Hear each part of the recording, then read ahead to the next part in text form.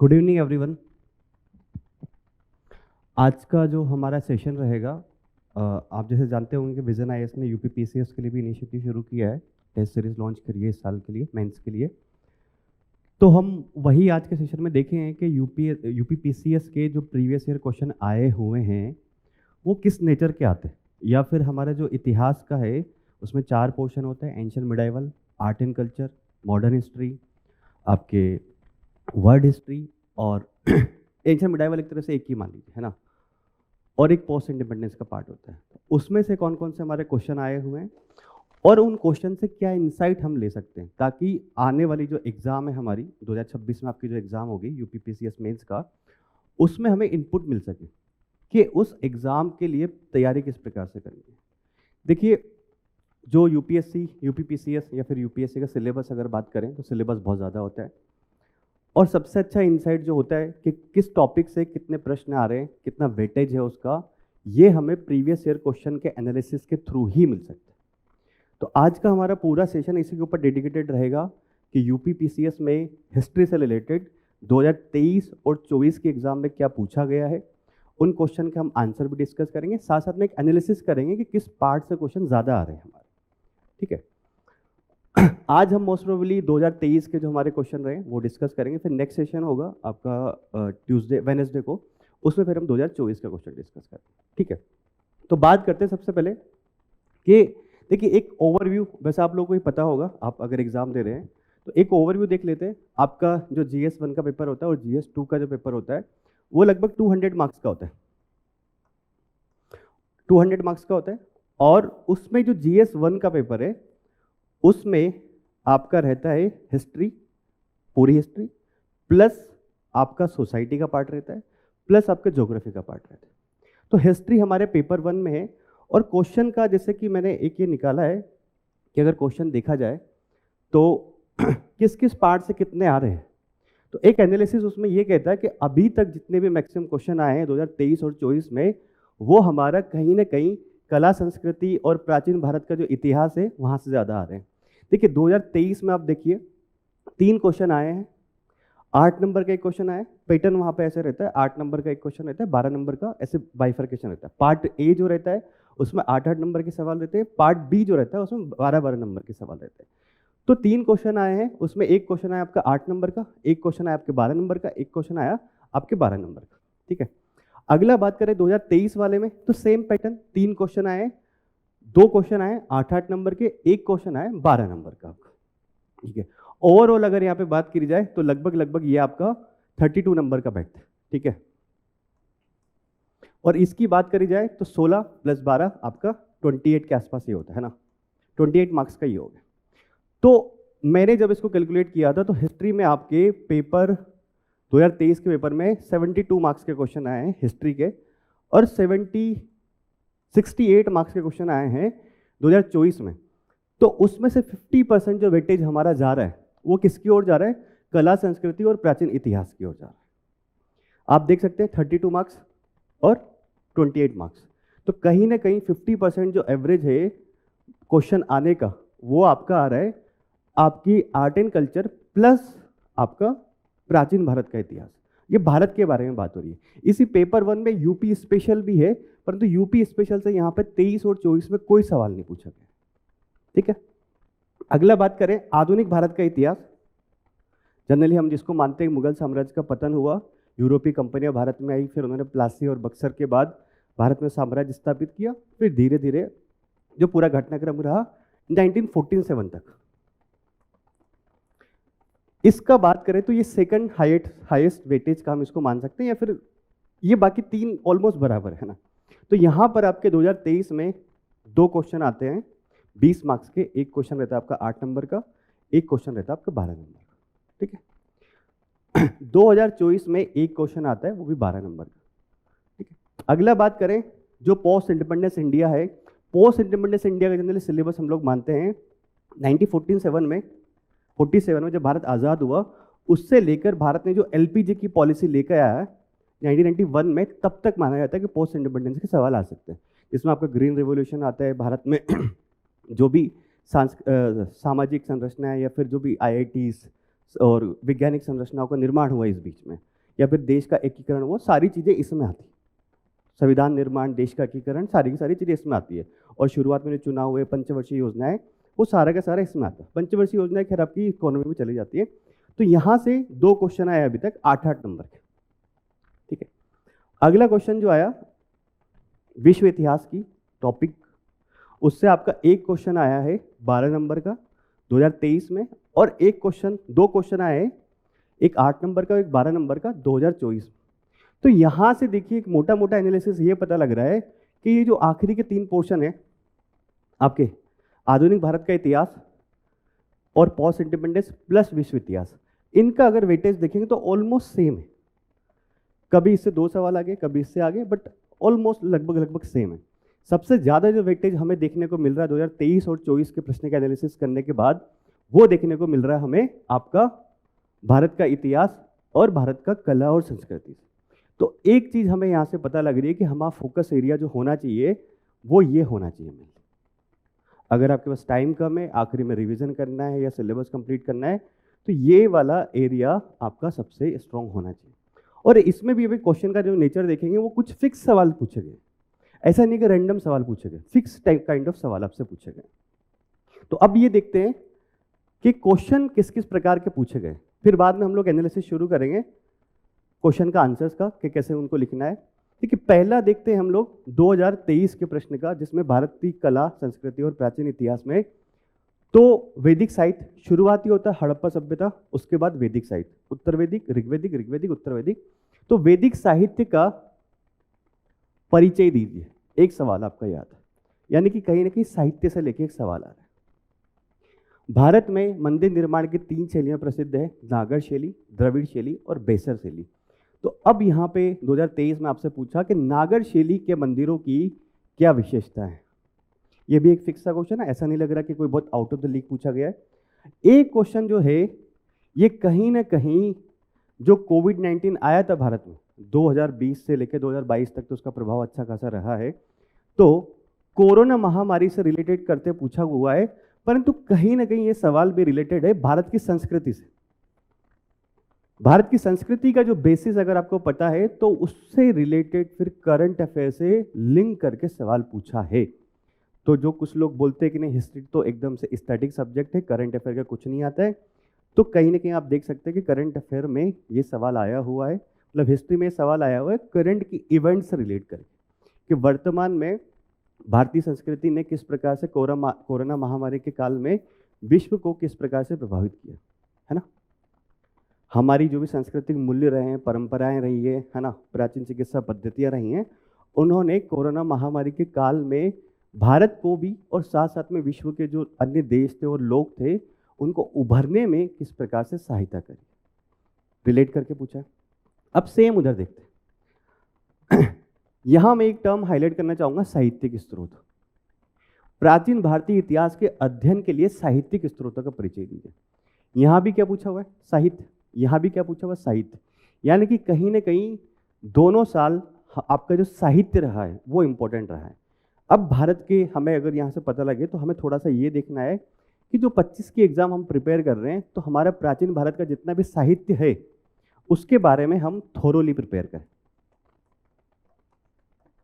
मेगास्थनीज का विवरण, फाहियान का विवरण, है ना, सारी चीजें कालिदास के द्वारा रचित पुस्तकें सारी की सारी, उसको थोरोली प्रिपेयर करें, साहित्यिक स्रोतों को। ये साहित्य जो भी लिखा गया है, पहला एक लिमिट करके पूछा गया कि वैदिक साहित्य का परिचय दीजिए।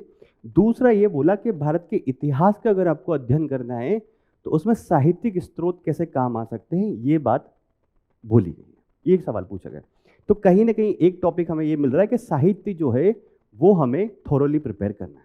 प्राचीन भारत का साहित्य, उसमें आपका वैज्ञानिक साहित्य भी आ जाएगा, आर्यभट्ट वाला, चरक संहिता, सुश्रुत संहिता, ये सारी चीजें।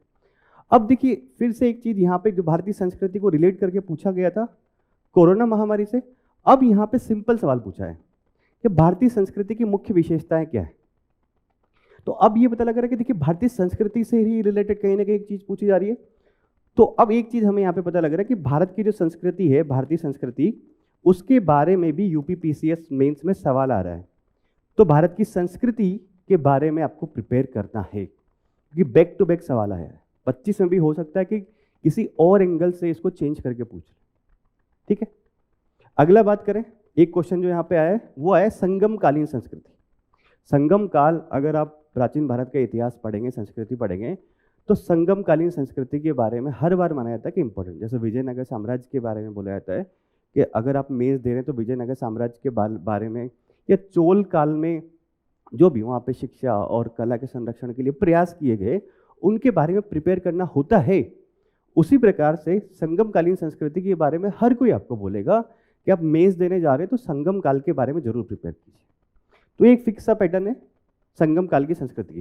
परंतु दो चीज तो हमें एनालिसिस हो गई यहाँ से कि साहित्य और भारत की संस्कृति के बारे में हमें प्रिपेयर करना। अब ये ओवरऑल क्वेश्चन पूछा गया भारतीय संस्कृति को लेकर, यहाँ केवल संगम काल की संस्कृति को लेकर सवाल पूछा गया, ठीक है।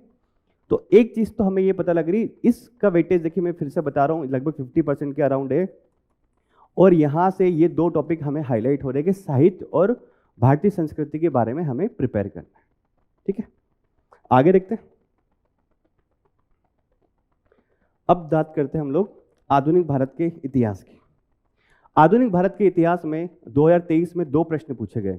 पहला है आधुनिक शिक्षा के प्रसार में सर सैयद अहमद खान का क्या योगदान था, उस पर आपको टिप्पणी करनी। सर सैयद अहमद खान जो थे, एक तरह से मुस्लिम सुधारवादी आंदोलन में इन्होंने बड़ी भागीदारी करी थी, सामरिक धार्मिक सुधार आंदोलन में। तो उनके बारे में पूछा है कि आधुनिक शिक्षा के लिए इन्होंने क्या काम किया। इनका एक फेमस काम तो आपने सुना होगा, अलीगढ़ मुस्लिम यूनिवर्सिटी जो बनी हुई है वो इन्हीं के द्वारा 1875 में स्थापित की गई थी और 1920 में उसका नाम चेंज करके AMU रख दिया गया था। अब अगला इसमें पूछा हुआ है 1857 के स्वतंत्रता संग्राम के वैचारिक आयामों को रेखांकित कीजिए। 1857 की क्रांति, अगर आप मेज देने जा रहे हैं तो इंपॉर्टेंट टॉपिक 1857 की क्रांति के बारे में। अगला यहाँ पे क्या पूछा हुआ है, बंगाल में जो क्रांतिकारी आंदोलन हुआ उसके विकास को रेखांकित करना है। 12 नंबर में आपसे पूछा हुआ है सवाल। तो कहीं ना कहीं यहाँ भी मैं एक देख पा रहा हूँ पैटर्न ये है कि कोई ऐसा अलग से चीज नहीं पूछी गई, फिक्स सी चीज पूछी गई है। सर अहमद खान का योगदान पूछा हुआ, हो सकता है आने वाले टाइम में स्वामी विवेकानंद का पूछ ले, स्वामी दयानंद सरस्वती का पूछ ले, राजा राम मोहन राय का पूछ ले। 1857 की क्रांति के वैचारिक आयाम को रेखांकित करने की बात की गई है। तो कहीं ना कहीं ऐसा हो सकता है कि अब नेक्स्ट ईयर जब एग्जाम होगा तो उसमें 1857 की क्रांति के कारण पूछ ले, प्रभाव पूछ ले, क्यों सफल नहीं हुआ इसके बारे में पूछ ले, ठीक है। बंगाल में क्रांतिकारी आंदोलन के विकास को रेखांकित करना है, इसके बारे में बात करी गई है। तो इसका विकास किस प्रकार से होता है ये हमें बताया गया है। तो कहीं ना कहीं क्रांतिकारी राष्ट्रवाद का भारत में उदय क्यों हो रहा है, उसके कारण क्या है, कितने कितनी धाराएं उसकी रही है, भारत से बाहर कौन कौन से क्रांतिकारी एक्टिव थे, ये हमारा टॉपिक एक काम का होगा, ठीक है। अगला देखते हैं। अब स्वतंत्रता प्राप्ति के बाद जो भारत है ये बहुत आगे तक नहीं गए दोनों सालों में। एक तो पूछा कि स्वतंत्रता प्राप्ति के उपरांत जो भी समस्याएं थी वो क्या समस्याएं थी, क्या विद्यमान चुनौतियां थी। ये 2024 में पूछा कि भारत जैसे आजाद हुआ तो भारत के सामने क्या क्या चुनौतियां विद्यमान थी। और 23 में पूछा था कि जो स्वतंत्रता प्राप्ति के बाद वन ऑफ द चुनौती थी भारत के पास, कि भारत के पास 562 रियासतें थी जिनका एकीकरण करना था, नहीं तो भारत उस टाइम पे टुकड़े टुकड़ों में टूट सकता था। तो सरदार वल्लभ भाई पटेल ने भारत के एकीकरण में क्या भूमिका निभाई, या उन्होंने कौन कौन सी नीतियां रणनीतियां अपनाई, उसके बारे में सवाल आपसे पूछा गया। तो कहीं ना कहीं ये दोनों सवाल अलग नहीं की जा सकते। ये पहला वाला, दूसरा वाला जो है कि विद्यमान चुनौतियां क्या है, तो एक चुनौती हमारे पास थी रियासतों के एकीकरण की, उसी के बारे में सवाल यहाँ से पूछा। तो कहीं ना कहीं पोस्ट इंडिपेंडेंस इंडिया में एग्जामिनर बहुत आगे तक नहीं जा रहे हैं। भारत जब आजाद हुआ उसके आसपास का 1-2 साल का घटनाक्रम ही वो पूछ रहे हैं, ठीक है। विश्व इतिहास की अगर बात करी जाए तो यहां पर पहला है जर्मनी के एकीकरण में बिस्मार्क की क्या भूमिका थी। यूनिफिकेशन ऑफ जर्मनी जो हुआ था उसमें बिस्मार्क ने क्या भूमिका निभाई, इसके बारे में पूछा गया। और अगला पूछा गया आपसे, दोनों अब ये सवाल जो पूछे गए हैं 2024 में एक ही चीज से रिलेटेड है ना, कि फ्रांस की क्रांति प्रबोधन काल का शुभ परिणाम थी, टिप्पणी कीजिए। यानी कि फ्रांस की क्रांति के पीछे कैसे प्रबोधन काल ने एक महत्वपूर्ण भूमिका निभाई थी, जो कि 14वीं से 16वीं शताब्दी के बीच में हुआ था, तो उसकी भूमिका यहाँ पे रेखांकित करनी है। सेम चीज फ्रांस की क्रांति से रिलेटेड पूछा हुआ है कि नेपोलियन क्रांति का पुत्र था, व्याख्या कीजिए। तो एग्जामिनर ने यहाँ पर जो सवाल बहुत अलग नहीं पूछ के क्या किया है, ऑलमोस्ट जर्मनी और फ्रांस के अराउंड ही चीजें अपनी कॉन्सेंट्रेट रखी, जर्मनी एंड फ्रांस के, ठीक है। तो अब यहां से मोटा मोटा एनालिसिस ये पड़ता है कि भारतीय संस्कृति और इतिहास के बारे में तो पूछ रहा है, कहीं ना कहीं भारत का साहित्य और संस्कृति के बारे में ज़्यादा सवाल पूछे जा रहे हैं। यहाँ जो है आधुनिक भारत के इतिहास में, अगर आधुनिक भारत का इतिहास थोड़ा बड़ा सिलेबस है, आप देखेंगे तो एक फिक्स पैटर्न पे सवाल आ रहे हैं, कोई खास ऐसा नहीं है कि एकदम से ऑकवर्ड सवाल आपसे पूछ लिया गया है। स्वतंत्रता प्राप्ति के भारत का जो इतिहास है वो 1-2 साल के अराउंड जो भारत में घटनाक्रम हुआ है 1947 में आज़ाद होने के बाद, उसी के अराउंड दोनों साल सवाल पूछा हुआ है। और विश्व इतिहास में जर्मनी और फ्रांस के अराउंड ही एग्जामिनर रहा है, ज़्यादा आगे पीछे नहीं है, ठीक है। और वेटेज मैं आपको बता चुका हूँ, अगेन मैं आपको बता रहा हूँ कि भारत की संस्कृति और भारत का प्राचीन भारत का इतिहास काफ़ी ज़्यादा महत्वपूर्ण है, ठीक है। तो ये पता लगा एनालिसिस आपको। अब देखिए हिस्ट्री का हमारा एक पोर्शन मैंने आपको जैसे यहाँ बताया था 200 नंबर का पेपर है, तो ऑलमोस्ट हिस्ट्री के सवाल आ रहे हैं आपके 70 में से भी लगभग 50% सवाल किससे आ रहे हैं आपके भारतीय कला और संस्कृति से। तो एक बड़ा वेटेज है हिस्ट्री का आपके सिलेक्शन के लिए, तो उसको प्रिपेयर करना और थोड़ा स्ट्रेटेजिक तरीके से करना है, जिस भी तरीके से आप कर रहे हैं। और एनालिसिस हम 2 साल का करते हैं, आपके पास अगर हो सके तो 23-24 के अलावा 20, 21, 22 का भी एनालिसिस कीजिए। वैसे 23-24 का इसलिए हम लोगों ने रखा है क्योंकि 23 के बाद से ही वहाँ पे एक ऑप्शनल सब्जेक्ट जो उसको हटा दिया गया था, उससे पहले ऑप्शन हुआ करता था। तो नए पैटर्न पर ये चीज़ थी, और जब भी थोड़ा सा पैटर्न चेंज होता है तो एग्जामिनर कहीं ना कहीं उस साल थोड़े सिंपल सवाल काइंड ऑफ देने की कोशिश करता है। हो सकता है इसका टफनेस लेवल धीरे धीरे आने वाले टाइम में इंक्रीज हो सकता है, ठीक है। तो ये है एक मोटा मोटा एनालिसिस। अब देखिए जो भी क्वेश्चन है उसको डील करने का हिस्ट्री वाले जो होते हैं, ठीक है, वैसे सवाल के साथ देख लेंगे। 8 नंबर का जो सवाल है उसको लगभग आपको 100 से 125 वर्ड में लिखना होता है। 12 नंबर वाला जो सवाल है उसको लगभग 200 प्लस 220, 225 वर्ड में आपको लिखना होता है, ठीक है। अब हिस्ट्री के जो सवाल है, देखिए अब अगर आपके पास चैलेंज ये है कि मैं जो हिस्ट्री के जो सवाल है इंट्रो कैसे शुरू करूँगा, है ना। तो इंट्रो जिसके बारे में आपसे पूछा हुआ है, अगर कोई इसकी हिस्टोरिकल डेट आपको पता है तो वो लिख सकते हो, या फिर उसी को समराइज करके, जैसे वैदिक साहित्य के बारे में हम लोग सवाल डिस्कस करेंगे तो वैदिक साहित्य का सिंपल सा इंट्रोडक्शन दे दो कि क्या है वैदिक साहित्य वास्तव में और किस भाषा में लिखे गए, और फिर शुरुआत कर सकते हैं, है ना। लिखना हमें यहाँ पे पॉइंट फॉर्मेट में ही है, पैराग्राफ में नहीं लिखेंगे आप, तो आपका एक तो टाइम भी बचेगा और एग्जामिनर के लिए स्ट्रक्चर भी ठीक रहेगा, उसको चेक करने में ज़्यादा प्रॉब्लम नहीं आएगी, ठीक है। तो इंट्रो, पॉइंट्स और फिर कंक्लूजन। तो इंट्रोडक्शन हिस्ट्री वाला में जनरली यही है, जैसे कि सवालों के साथ और देखते जाएंगे। वैदिक साहित्य वाले में कि वैदिक साहित्य का सिंपल सा परिचय दे दीजिए क्या है। नागर शैली के मंदिरों के बारे में आप शुरू कर सकते हैं कि भारत में मंदिर निर्माण की 3 कला शैलियाँ प्रसिद्ध है, नागर, द्रविड़ और बेसर, क्योंकि उत्तर भारत है वहाँ पर नागर शैली प्रसिद्ध है और इसकी प्रमुख विशेषता इस प्रकार की। जर्मनी के यूनिफिकेशन की अगर बात करेंगे आप लोग, बिस्मार्क की क्या भूमिका रही, तो बिस्मार्क ने कौन कौन सी रणनीतियों का उपयोग किया उसको इंट्रोडक्शन में सिंपल्स में डिफाइन कीजिए कि उसने यथार्थवाद का उपयोग किया, सैन्य कूटनीति का प्रयोग किया, और फिर उसने जनवरी के यूनिफिकेशन के लिए निम्न तरीके अपनाए, ठीक है। भारत के एकीकरण के लिए आपको सरदार वल्लभ भाई पटेल के बारे में बताना है, तो इंट्रोडक्शन में सिंपल सा लिख दीजिए कि सरदार वल्लभ भाई पटेल जो थे, भारत जब स्वतंत्र हुआ तो भारत के प्रथम गृह मंत्री बने और भारत के प्रथम उप प्रधानमंत्री बने, और रियासती मंत्रालय था उसके वो उस टाइम में मंत्री बनाए गए, और उन्होंने भारत में लगभग 562 रियासतों का एक तरह से राजनीतिक एकीकरण किया, ठीक है। तो सिंपल होता है। कंक्लूजन में भी वही, अगर कोई फ्यूचरिस्टिक है तो दे सकते हैं, नहीं तो जो आप पॉइंट्स लिख रहे हैं उसी को थोड़ा सा समराइज कर दीजिए। जैसे कि जर्मनी का यूनिफिकेशन हुआ तो बिस्मार्क की भूमिका उसमें एक महत्वपूर्ण भूमिका रही, जिससे एक आधुनिक जर्मन राष्ट्र का उदय हुआ, ठीक है।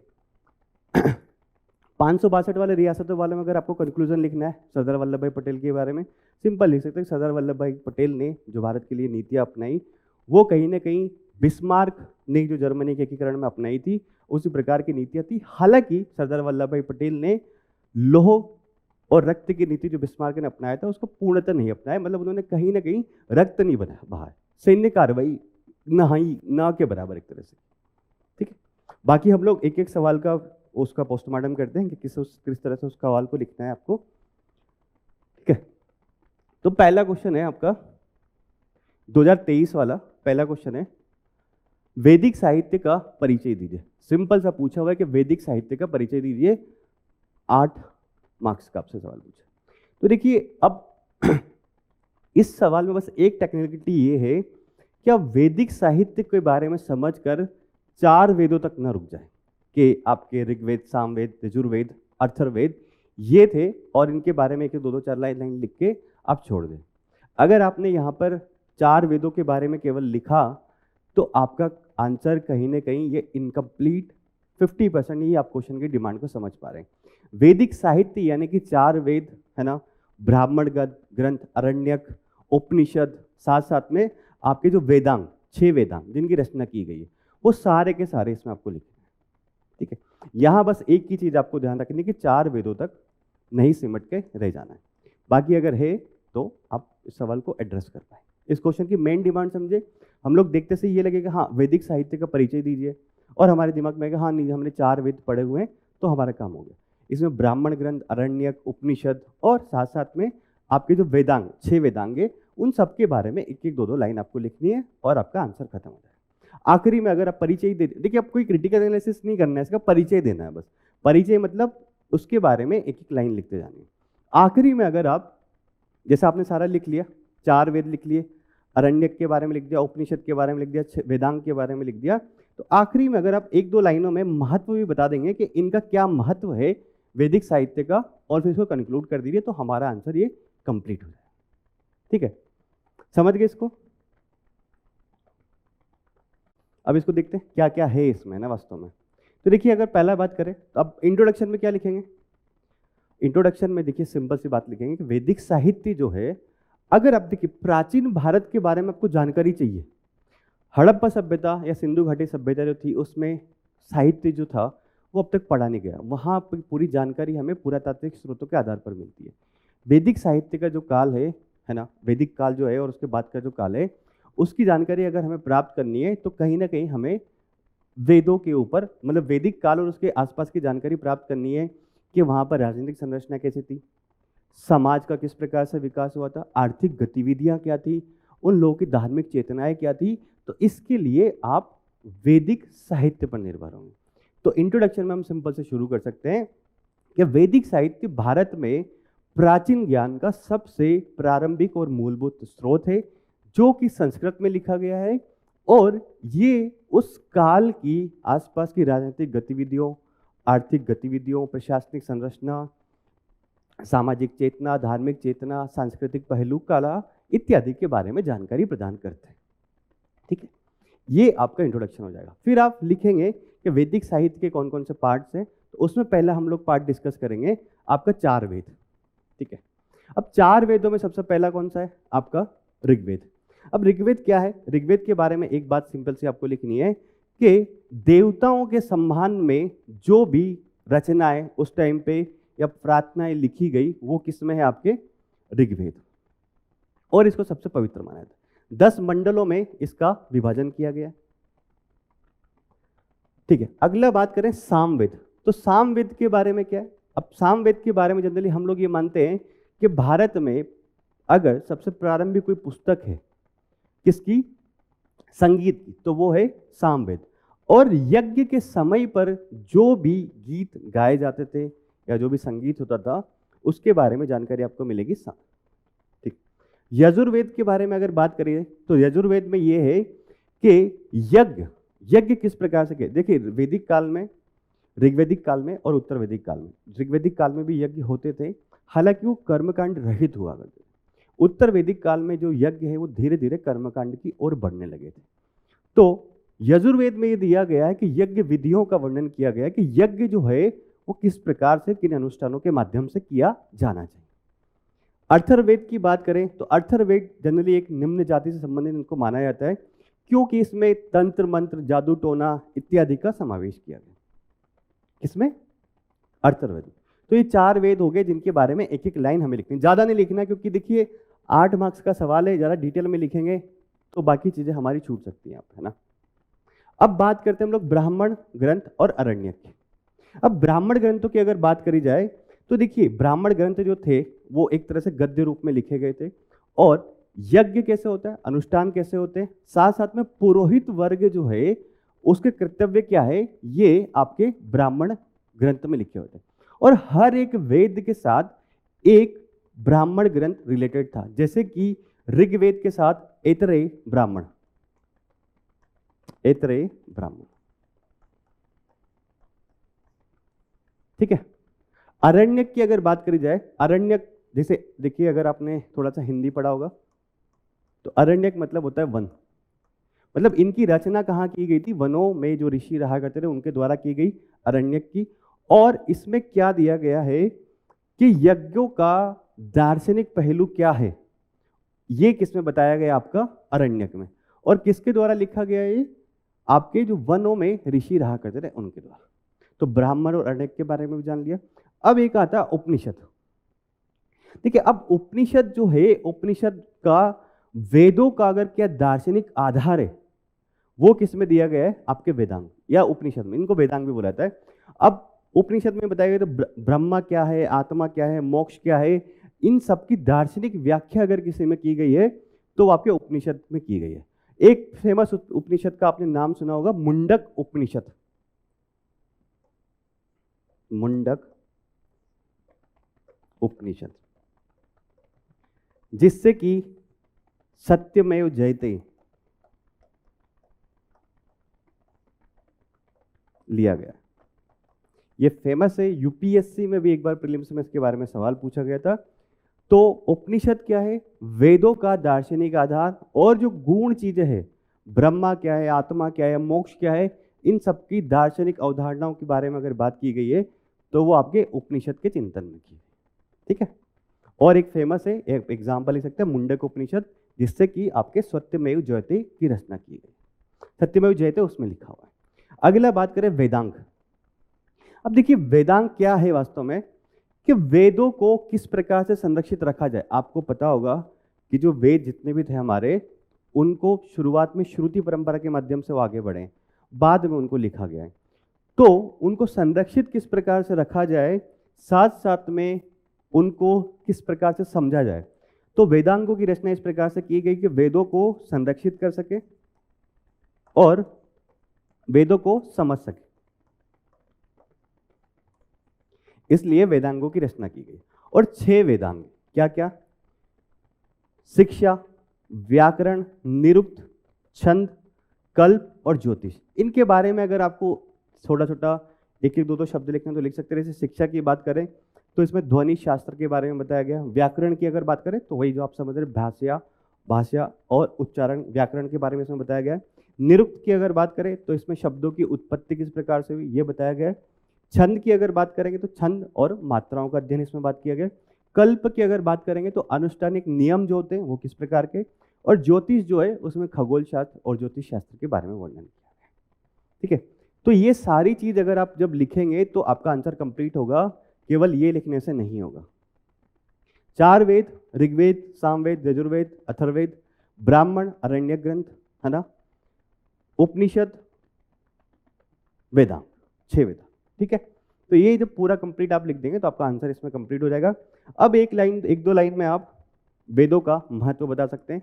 अब वेदों का क्या महत्व है, अगर जैसे बात करें शुरुआत में, अगर आपको प्राचीन काल के भारत के इतिहास के बारे में, धर्म के बारे में जानना है, अनुष्ठान के बारे में जानना है, उस टाइम के समाज, अर्थव्यवस्था, दर्शन इत्यादि के बारे में जानना है, तो आप वेदों का सहायता लेंगे, ठीक है।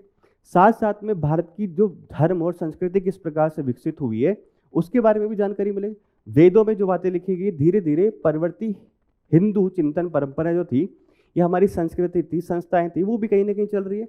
जैसे कि प्राचीन काल में जो देवता विद्यमान थे, ब्रह्मा, विष्णु, महेश, और आपके बहुदेववाद की जो अवधारणा थी, सिंपल सी मैं बात करता हूँ, बहुदेववाद की अवधारणा वो वर्तमान में भी चली आ रही है। अब आधुनिक काल में हिंदू संस्कृति की अगर बात करेंगे तो उसमें भी बहुदेववाद की बात होती है, और ये सेम चीज आपके ऋग्वेद में भी मिलेगी, उत्तरवेद में भी मिलेगी, उत्तरवैदिक काल में भी मिलेगी, ठीक है। तो कहीं ना कहीं प्राचीन भारत की जो परंपराएं, उसको एक प्रकार से उनकी जानकारी के लिए धर्म, अनुष्ठान, चिंतन किया था, और परवर्ती हिंदू संस्कृति जो विकसित हुई उसको विकास करने में काफी ज्यादा योगदान वेदों का महत्व, ठीक है।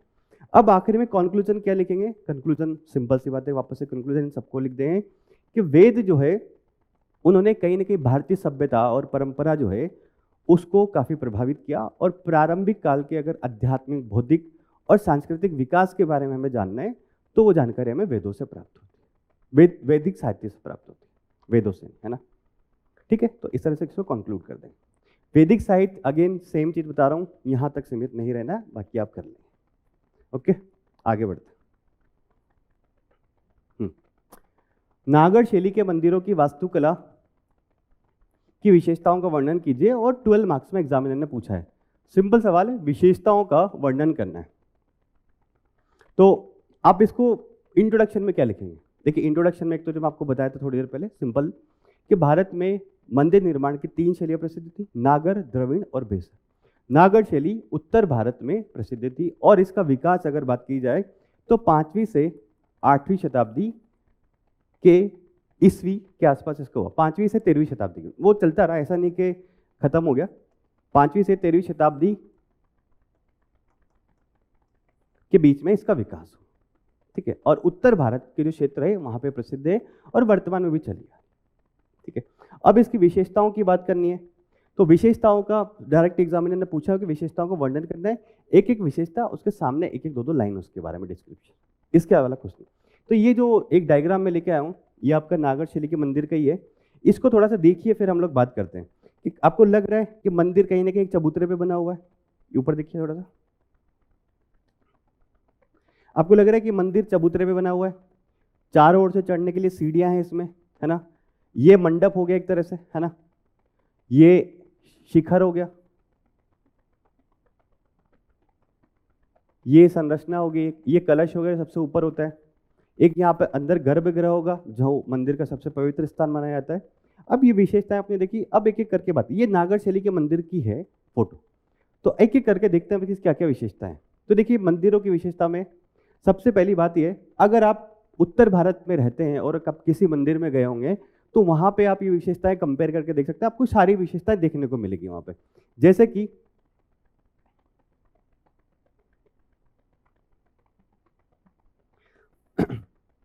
पहली विशेषता है ऊंचा चबूतरा, जिसको जगती बोला है। मंदिर एक ऊंचा चबूतरा जो प्लेटफॉर्म हुआ करता था उसके ऊपर बनाया जाता था, और उसके चारों ओर से चढ़ने के लिए सीढ़ियां हुआ करती थी। आप उत्तर भारत के मंदिर में जाके देखिए, आपको जनरली यही देखने को मिलेगा कि मंदिर जो है एक चबूतरा बनाया गया, एक संरचना बनाई गई, उसके ऊपर फिर मंदिर बनाया गया। तो ये नागर शैली की होगी। उसके बाद एक ये शिखर, ये जो शिखर, तो एक जो वक्र रेखी शिखर, यानी कि एक तरह से वक्रनुमा शिखर हुआ करता था, जो कि गर्भगृह के ऊपर मीनार की तरह होता हुआ करता था। इसके कुछ प्रकार है, उसके बारे में हमें बात नहीं करनी है, परंतु ये मंदिर हो गया, एक चबूतरा हो गया, ठीक है, ये यहां से चढ़ने के लिए कुछ कुछ हो गया, है ना। ये आपका गर्भगृह, यहां मान लीजिए ये गर्भगृह की संरचना होगी, और ये आपका हो गया शिखर, यहां पर आमलक की संरचना, और ऊपर आपका ये कलश, है ना। बाहर इस तरह से स्तंभनुमा एक छतरी टाइप का हुआ करता था, और यहाँ पे लोग बैठा करते थे, मंडप, एक सभा मंडल हुआ करता था। जैसे कि आपको मैं सिंपल सा बताता हूँ कि कैसे जाते हैं। आप देखिए, दूर से देखें चबूतरा है, आप जैसे गए अंदर, आप सीधे सीढ़ी से चढ़े, तो आपको एक भगवान की बेल बजाने के लिए, आप जैसे मंदिर की सीढ़ियाँ चढ़ेंगे बेल बजाने के लिए मिलेगा। फिर आप वहाँ पे देखेंगे कि वहाँ पे काफ़ी सारे लोग बैठे रहते हैं, कुछ भजन कीर्तन कर रहा है, कोई क्या कर रहा है, तो वो हो गया आपका क्या, मंडप, ये हो गया आपका मंडप। फिर जैसे ही आप थोड़ा और आगे जाएंगे, आपको गर्भगृह नजर आएगा। वो गर्भगृह जो है उसको सबसे पवित्र स्थान माना जाता था, जहां पर भगवान की मूर्ति रखी होती थी। अब आपने देखा होगा कि गर्भगृह के चारों तरफ एक प्रदक्षिणा पथ भी होता था, जहां पर आप क्या भगवान के एक तरह से परिक्रमा कर सकते हैं। अगर आप बाहर से मंदिर को देखेंगे तो आपको एक ऐसा शिखर दिखेगा गर्भगृह के ऊपर, और ऊपर देखेंगे तो एक ऐसी संरचना होगी, ये यहाँ देख लीजिए, ऊपर देखेंगे तो इस प्रकार की संरचना दिखाई देगी, और ऊपर सबसे ऊपर कलश लगा होगा, पीतल टाइप का कलश आपने देखा होगा, कई जगह सोने का भी होता है, पीतल टाइप का कलश देखा होगा। तो यही क्या है, विशेषताएं नागर शैली के मंदिरों की है। एक अगर इमेजिन करेंगे तो ज्यादा इजी हो जाएगा आपके लिए उसको याद रखना। बाकी एक एक बात कर लेते हैं क्या है। तो मंदिर ऊंचे चबूतरे पे बनाया गया, ठीक है, शिखर वक्र रेखी हुआ करता, गर्भगृह के ऊपर एक मीनारनुमा संरचना हुआ करती थी, और आमलक और कलश, आमलक मैंने आपको बताया कि एक तरह से ऊपर जो खांचेदार डिस्क हुआ करता था, उसके ऊपर फिर आपका कलश हुआ करता था। अगला जो है पंचायतन चली, ये भी थोड़ा सा काम का है। मतलब मुख्य मंदिर जो है उसके आसपास 2-4 मंदिर और बनाए जाते थे छोटे छोटे।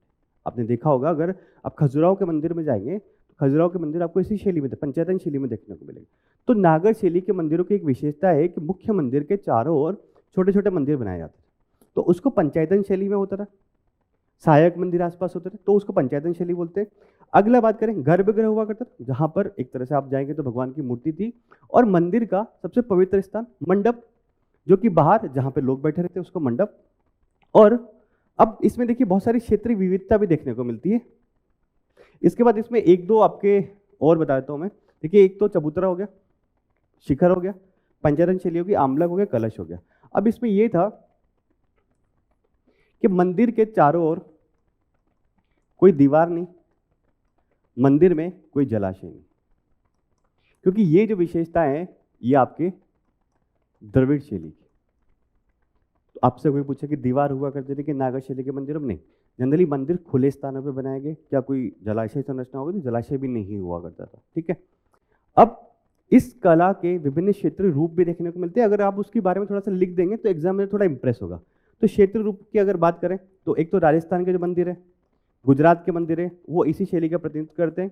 जैसे कि गुजरात का मोढेरा में सूर्य मंदिर जो है, मोढेरा सूर्य मंदिर।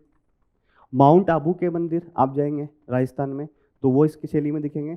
खजुराहो के मंदिर जो कि चंदेल शासकों के द्वारा बनाए गए, यहाँ पर भी अनेक शिखर देखने को मिलते हैं। और यहाँ की मूर्तिकला को आपको पता होगा, थोड़ी सी उस टाइप डिजाइन में बनाई गई कि थोड़ी सी कामुक प्रदर्शित होती है वो, है ना। उड़ीसा के मंदिर, अगर आप उड़ीसा में कोणार्क का सूर्य मंदिर जाएंगे या फिर आप लिंगराज मंदिर जाएंगे तो आपको किसमें देखने को मिलेगा? नागर शैली। यानी कि उड़ीसा के जो मंदिर है वो भी शुद्ध रूप से नागर शैली का प्रतिनिधित्व करते हैं। ठीक है, अब उड़ीसा में एक नाम अलग थोड़ा सा बोलते हैं, देवल और जगमोहन। ये दो संरचनाएं वहां, देवल और जगमोहन। ठीक है, थोड़ा सा अलग संरचना हो गई, नाम थोड़ा सा अलग उसको दिया हुआ। तो क्या क्या हो गया?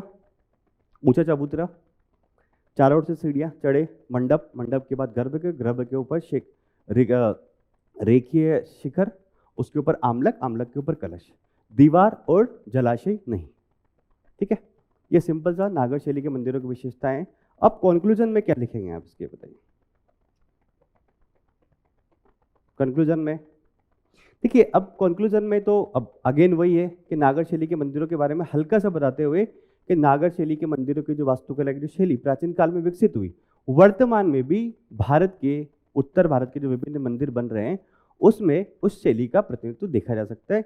जैसे कि आपने अभी देखा होगा, अयोध्या में भगवान राम का जो प्राण प्रतिष्ठा की गई है, उस मंदिर को भी देखेंगे तो भी नागर शैली में ही बनाया है। ठीक है, तो मान सकते हैं कि वर्तमान में भी जो हमारे मंदिर निर्माण है उसकी वास्तुकला की शैली को नागर वास्तु मंदिर निर्माण की शैली है वो प्रभावित करती है। ठीक है, तो वो क्वेश्चन हो गया। अब नेक्स्ट क्वेश्चन देखते हैं, कोरोना महामारी काल में भारतीय संस्कृति ने विश्व को किस प्रकार प्रभावित किया। सबसे पहले तो ये बात करते हैं कि ऐसा क्या हो गया था कोरोना महामारी के काल में। कोविड-19 आया था, सबको बीमारी हो रही थी, और क्या हो रहा था ऐसा? देखिए, कोरोना महामारी के काल में एक तो लोगों को स्वास्थ्य समस्या हो रही थी ना, स्वास्थ्य की सबको समस्या हो रही थी। दूसरा लोगों को समस्या हो रही थी मानसिक रूप से लोग पीड़ित थे, भावनात्मक समस्या भी हो रही थी। ठीक है, अब जब ये लोगों को ये समस्या हो रही है कोविड-19 के टाइम में, तो भारतीय संस्कृति के ऐसे क्या मूल्य है जो कि भारतीय संस्कृति ने इन चीजों को संभाला। तो भारतीय संस्कृति के कहीं ना कहीं स्वास्थ्य,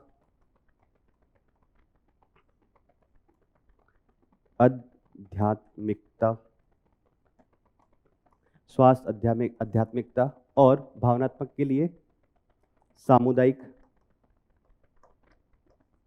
एंड पारिवारिक मूल्य।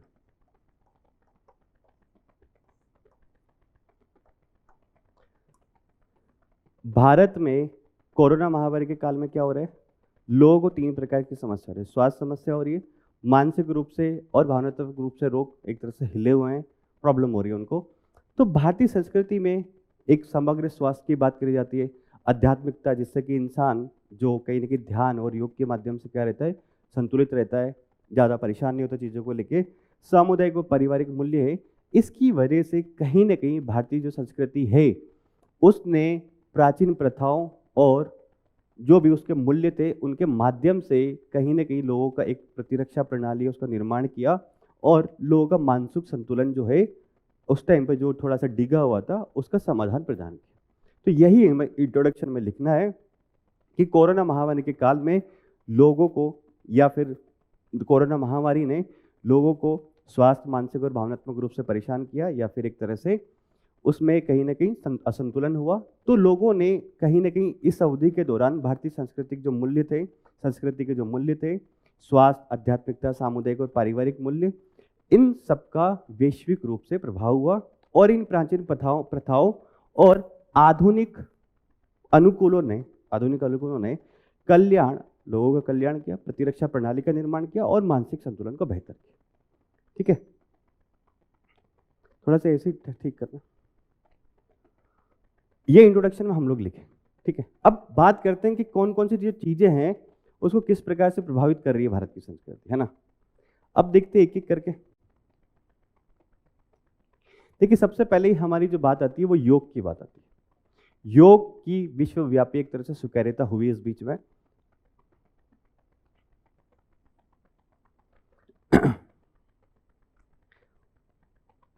हो गया।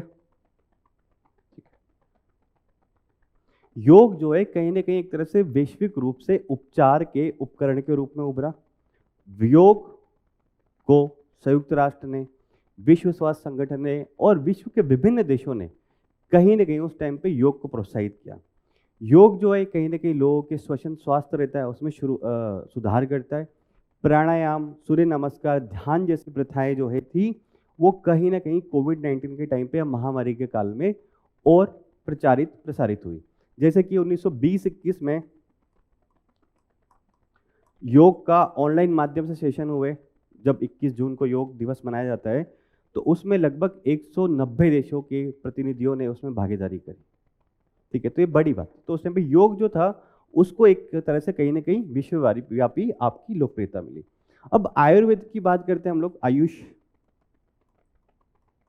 आयुर्वेद, यूनानी, है ना, सिद्धा, होम्योपैथी और योग, मतलब योग वायु हो गया और यू मतलब यूनानी हो गया। तो आयुष की हम बात करते हैं। भारत सरकार आयुष को उस टाइम पे काफ़ी ज़्यादा बढ़ावा दे रही थी।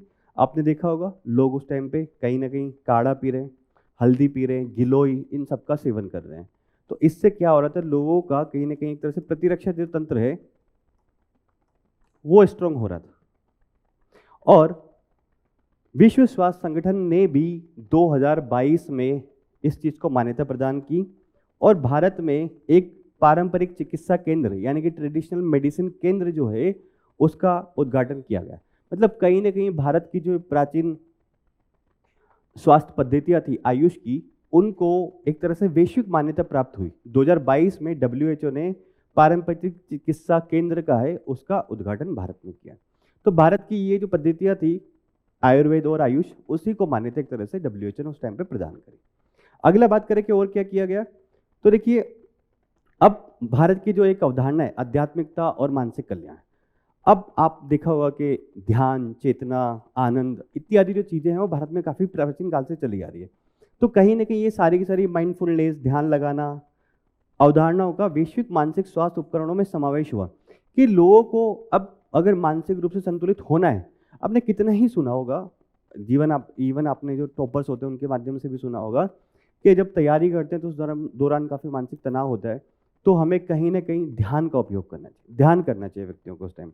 तो ये जो अवधारणा थी भारत की, अब काफ़ी वैश्विक स्तर पर प्रसिद्ध हुई इस टाइम। ठीक है, अगला बात करें वसुदेव कुटुंबकम की अवधारणा। वसुदेव कुटुंबकम का अर्थ ये कि विश्व जो है एक परिवार है।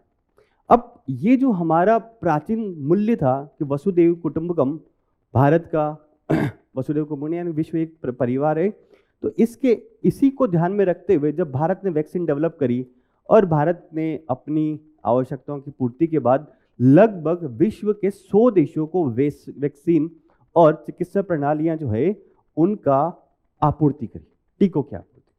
तो कहीं ना कहीं भारत ने उस टाइम पे वसुधैव कुटुंबकम की भावना से प्रेरित होकर हमारी वैश्विक महामारी की जो कूटनीति है उसको मिला, जो हमारा प्राचीन सांस्कृतिक मूल्य था वसुधैव कुटुंबकम, इससे भारत सरकार प्रेरित हुई एक वैश्विक महामारी कूटनीति के माध्यम से, और हमने 100 से अधिक देशों को वैक्सीन मैत्री प्रोग्राम के तहत 100 से अधिक देशों को वैक्सीन प्रदान कर।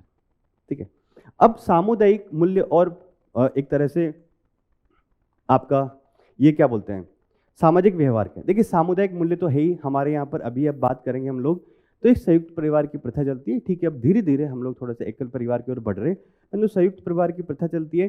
तो इसने कहीं ना कहीं उस टाइम पे लोगों को भावनात्मक एक तरह से ढांढस बोले या फिर भावनात्मक दृढ़ता प्रदान करी कि अगर मैं परेशान हूँ तो मेरे घर में इतने लोग हैं, उनसे मैं बात कर सकता हूँ, फ्रेंड्स एंड फैमिली से बात करता हूँ। ऐसी न्यूक्लियर फैमिली नहीं है। तो इसकी वजह से कहीं ना कहीं लोगों में वापस से ये एक सामुदायिक मूल्य है और संयुक्त परिवार का जो मूल्य है उसको बढ़ावा मिला। साथ साथ में एक हमारा जो सामाजिक व्यवहार रहा है कि हम हर किसी से नमस्ते करके बात करते, तो ये कोविड के टाइम पे बहुत ज़्यादा ज़रूरी हो गया था। अभी आपने देखा होगा प्रधानमंत्री जब भी बाहर जाते हैं तो एक इटली की प्रधानमंत्री है, वो उनसे हमेशा नमस्ते करके अब बात करती है ना। तो ये जो नमस्ते की अवधारणा है उस टाइम पे काफ़ी फेमस हुई, क्योंकि कोविड के टाइम पे ये बात करी जाती है कि कोविड है, कम्युनिकेबल है, मेरे से आपको फैल सकता है, आपसे मेरे को फैल सकता है, तो 6 फीट की दूरी रखनी है ना, और आपको अभिवादन करना है तो नमस्ते करके आप अभिवादन कर सकते हैं, हैंड शेक मत कीजिए और बहुत पास में मत आइएगा।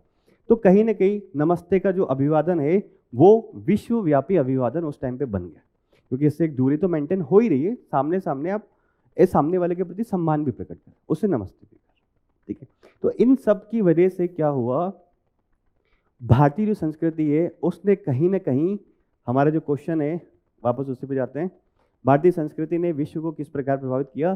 तो इन सारे माध्यमों से, योग के माध्यम से, प्राचीन चिकित्सा पद्धतियों के माध्यम से, मानसिक कल्याण यानी कि ध्यान ध्यान और माइंडफुलनेस इत्यादि तरीकों के माध्यम से, वसुधैव कुटुंबकम के माध्यम से, सामुदायिक मूल्य या फिर एक अभिवादन के माध्यम से वैश्विक संस्कृति को प्रभावित किया भारत उस दौरान।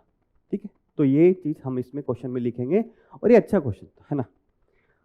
अब इसका कंक्लूजन क्या लिखेंगे, देखिए कंक्लूजन ये लिखेंगे कि भारतीय संस्कृति ने वैश्विक स्वास्थ्य, मानसिक सुदृढ़ता और मानवीय सहयोग में महामारी के दौरान काफ़ी सार्थक योगदान दिया, और इसने कहीं ना कहीं भारत के सांस्कृतिक मूल्यों का वैश्विक स्तर पर प्रचार प्रसार किया।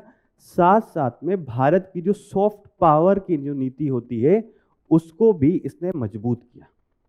ठीक है, इस तरह से हम इसको कंक्लूड करते हैं, और क्वेश्चन अच्छा था ये उस टाइम के लिए, 12 नंबर का क्वेश्चन था आपका। ओके, अब बात करते हैं नेक्स्ट क्वेश्चन की। आधुनिक शिक्षा में सर सैयद अहमद खां के योगदान पर एक टिप्पणी कीजिए। देखिए योगदान पर टिप्पणी करनी है, उन्होंने जो जो भी प्रमुख योगदान रहे हैं उस टाइम पे आधुनिक शिक्षा के लिए उनके बारे में बताना है। कितने नंबर में, 8 नंबर। तो सर सैयद अहमद खां के बारे में सिंपल सा इंट्रोडक्शन देते हुए हम इसमें सवाल शुरू कर सकते हैं कि सर सैयद अहमद खां कौन थे वास्तव में।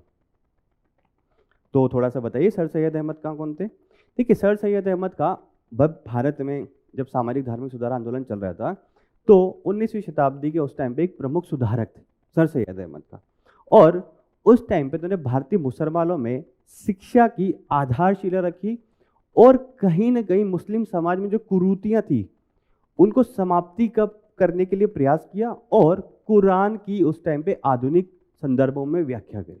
ठीक है, मुस्लिम पुनर्जागरण में इनका एक महत्वपूर्ण योगदान माना जाता है। ये बात आपको इंट्रोडक्शन में लिखते हुए शुरू करनी। अब इनके मुख्य योगदानों के बारे में बात कर लेते हैं। मुख्य योगदान इनका पहला है साइंटिफिक सोसाइटी 1864 में इन्होंने बनाई। साइंटिफिक सोसाइटी बनाने का इनका मतलब ये था कि देखिए उस टाइम पे जो पाश्चात्य वैज्ञानिक पुस्तकें जितनी भी ग्रंथ हैं तो इन्होंने प्रोत्साहन किया कि ठीक है अगर हमें इंग्लिश नहीं आ रही है, उनकी भाषा नहीं आ रही है, तो जो एक साइंटिफिक सोसाइटी का गठन मैं कर देता हूँ और पश्चिमी वैज्ञानिक जो ग्रंथ है उनका उर्दू में अनुवाद कर देते हैं। ठीक है, मुस्लिमों को अगर उर्दू आ रही है तो उर्दू में अनुवाद कर देते हैं। जब उसको वो ग्रंथों को पढ़ेंगे तो कहीं ना कहीं एक तरह से उनमें बौद्धिक चेतना और एक आलोचनात्मक परीक्षण वो कर पाएंगे कि हमारे समाज में कौन सी कुरीतियां हैं या कौन कौन से आधुनिक मूल्य जो है वो हमें सीखने चाहिए। ठीक है, अगला उन्होंने क्या किया, अलीगढ़ आंदोलन। अलीगढ़ आंदोलन क्या है? देखिए, अलीगढ़ आंदोलन ये है कि मुस्लिम समाज में शैक्षणिक पुनर्जागरण के लिए और आधुनिक शिक्षा के साथ समन्वय करने के लिए, इस्लामिक शिक्षा और आधुनिक शिक्षा का समन्वय करने के लिए उन्होंने उस टाइम पे अलीगढ़ आंदोलन की शुरुआत की। ठीक है, कि मुस्लिम समुदाय में शैक्षिक पुनर्जागरण और उनका आधुनिकरण करना। ठीक है, एक सेकंड।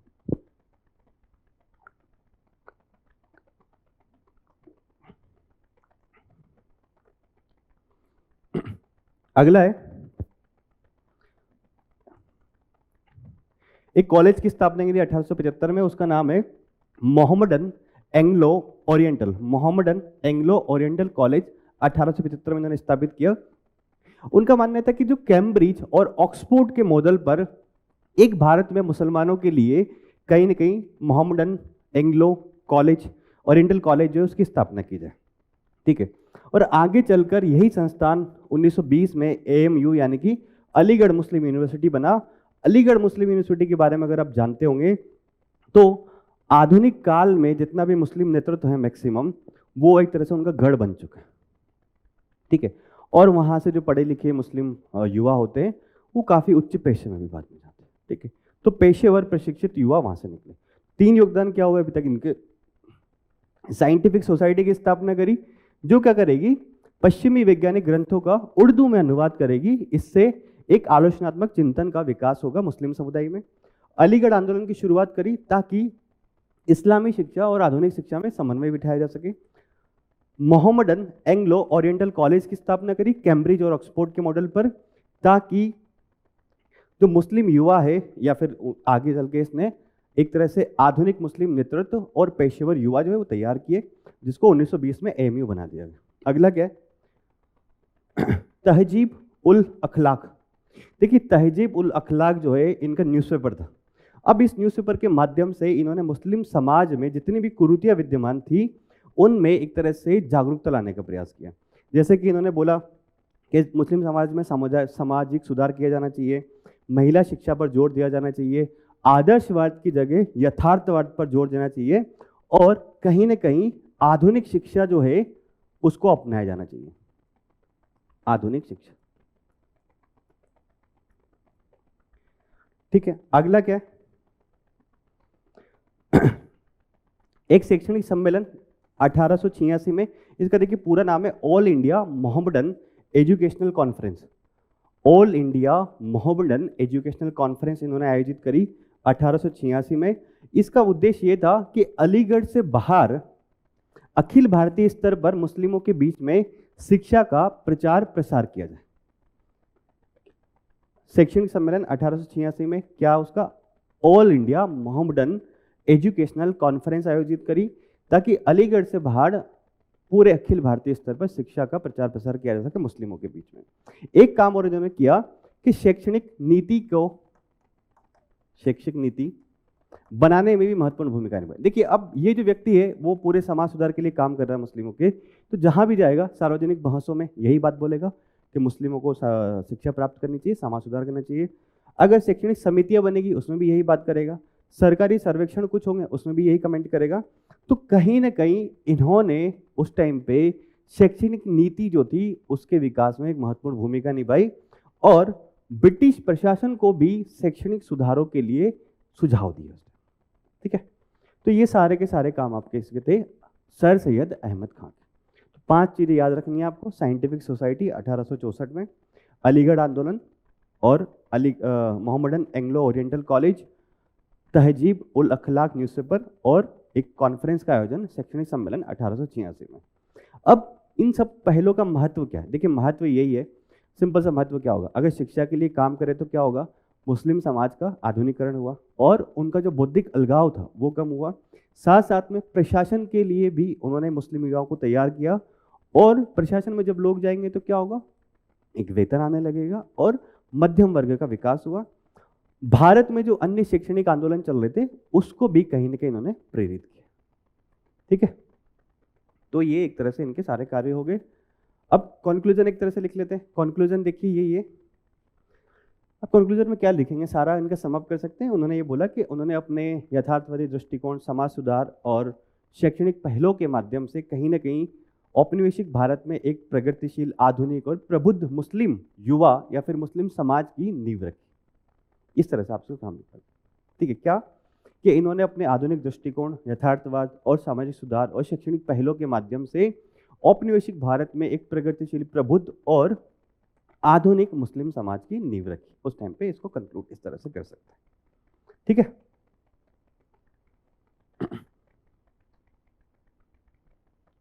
नेक्स्ट देखते हैं। 1857 की क्रांति के बारे में क्वेश्चन है। 1857 के स्वतंत्र संग्राम के वैचारिक आयामों को रेखांकित कीजिए। 12 नंबर में पूछा हुआ है। अब देखिए 1857 की क्रांति के बारे में सबसे पहले थोड़ी बेसिक बात करते हैं, फिर क्वेश्चन की बात करेंगे। वैचारिक आयाम मतलब अगर मैं इसको थोड़ा सा तोड़ूं तो कारण को ही कहीं ना कहीं घुमा फिरा के उसमें लिखना है कि वैचारिक आयाम क्या क्या थे, मतलब किन किन वैचारिक आयामों से लोग इनके साथ जुड़ रहे थे। तो राजनीतिक थे, सामाजिक थे, धार्मिक थे, है ना, प्रशासनिक थे, आर्थिक थे, सभी वैचारिक आयाम, सैनिक पहलू भी था। तो देखिए 1857 की क्रांति के बारे में थोड़ी सी बात करते हैं। जब प्लासी और बक्सर का युद्ध हुआ उसके बाद भारत में ब्रिटिश शासन स्थापित हुआ। अब धीरे धीरे भारत में ब्रिटिश शासन स्थापित हो रहा है। ब्रिटिश जो है भारत के सभी क्षेत्रों पे धीरे धीरे कब्जा कर रहा है। अब जाते जाते होता है 1857 में, जब ब्रिटिश साम्राज्य पूरे भारत में लगभग सब जगह फैल चुका था, तो 1857 में तक आते आते ब्रिटिश साम्राज्य ने या ब्रिटिश शासन ने भारत में विभिन्न राजनीतिक,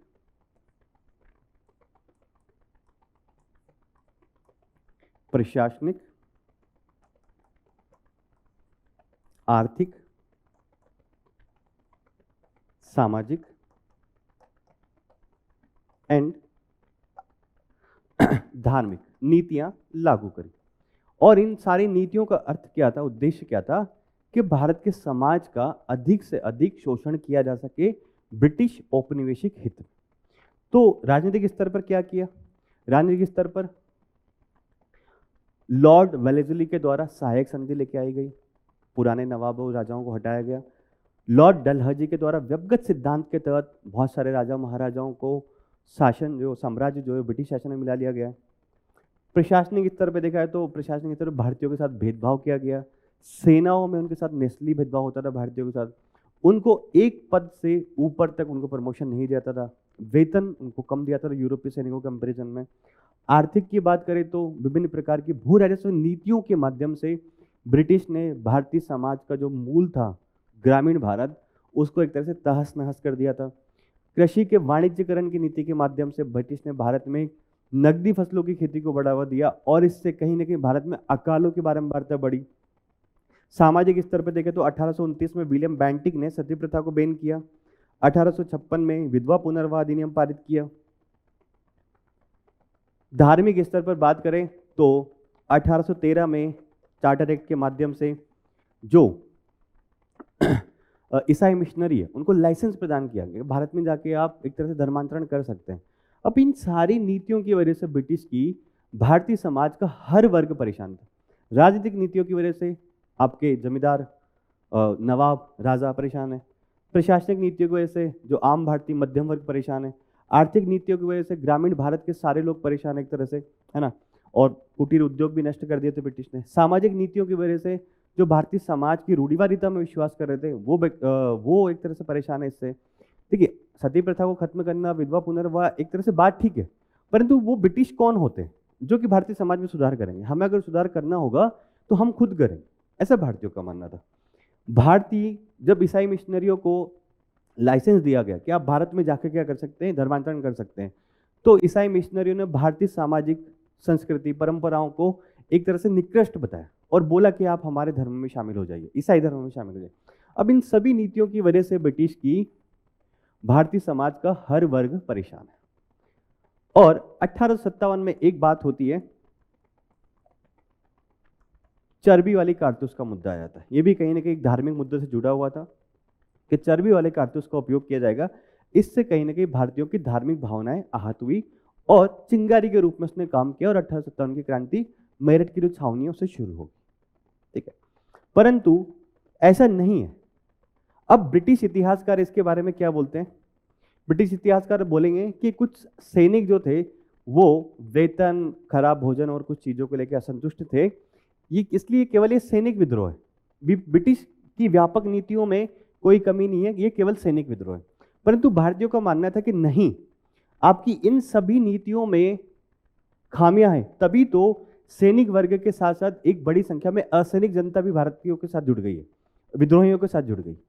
तो ब्रिटिश शासन की मूलभूत नीतियों में कहीं ना कहीं खामियां हैं, तभी भारतीय समाज का एक बड़ा वर्ग जो है वो 1857 की क्रांति में भागीदारी करा। तो ब्रिटिश साम्राज्यवादी इतिहासकार हमेशा बोलेंगे सैनिक विद्रोह था, इसको कम बढ़ा चढ़ा कम आंकेंगे।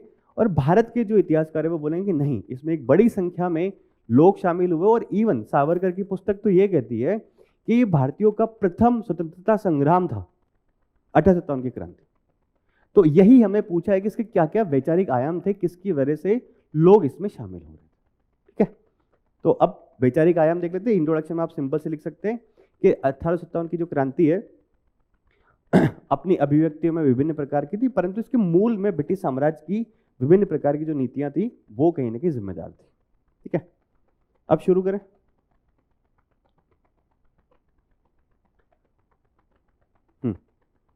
अब देखिए धर्म की रक्षा के लिए कैसे, पहला जो है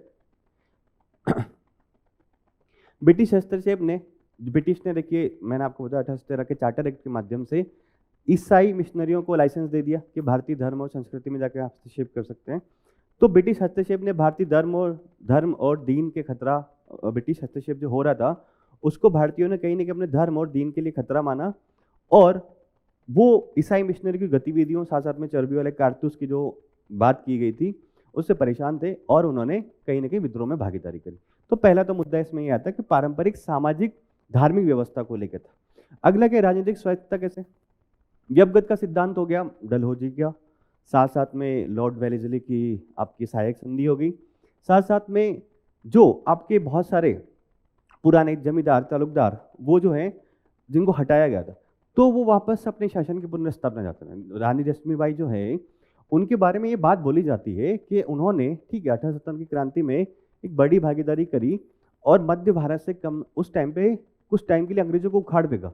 परंतु क्या रानी लक्ष्मीबाई वो वृहद भारत के स्तर में सोच रही थी? वो केवल अपने झांसी के बारे में मेनली उस टाइम पे सोच रही थी। तो कहीं ना कहीं जो राजा महाराजा जितने भी भागीदारी कर रहे थे उनकी अपने शासन को या अपनी संप्रभुता को पुनर्स्थापित करने की आकांक्षा एक तरह से थी कहीं ना कहीं, है ना। अब इसमें बात करें अगला कि कृषक न्याय की किस प्रकार से बात की जाती है। मैंने अभी आपको बताया कि ब्रिटिश की आर्थिक नीतियों से ब्रिटिश ने 3 प्रकार की यहाँ पे कृषि पद्धतियां शुरू की थी। कृषि एक तरह से राजस्व लेने के लिए, परमानेंट सेटलमेंट, रैयतवाड़ी और महालवाड़ी। तो उन तीनों पद्धतियों में जो आपका कृषक था उस पर सबसे ज़्यादा बोझ पड़ रहा था और की स्थिति बहुत खराब थी। साथ साथ में कृषि का वाणिज्यीकरण लागू किया गया जिसके माध्यम से भारत में एक तरह से अकाल की बारंबारता बढ़ी। साथ साथ में एक और ब्रिटिश नीति थी कि अगर फसल नष्ट हो गई उसके बावजूद भी किसानों को लगान देना पड़ता था। तो कृषक कहीं ना कहीं स्वाभाविक ही रूप से किसके साथ जुड़ गए, उन विद्रोहियों के साथ जुड़ गए। इसमें अवध के किसानों की एक बड़ी भागीदारी देखी जाती है। अवध जिसका 1856 में कुशासन के आरोप में विलय कर लिया गया था, उन किसानों की बड़ी भागीदारी देखी जाती है 1857 की क्रांति में। तो कृषक न्याय भी एक तरह से वैचारिक आयाम के रूप में काम कर रहा है।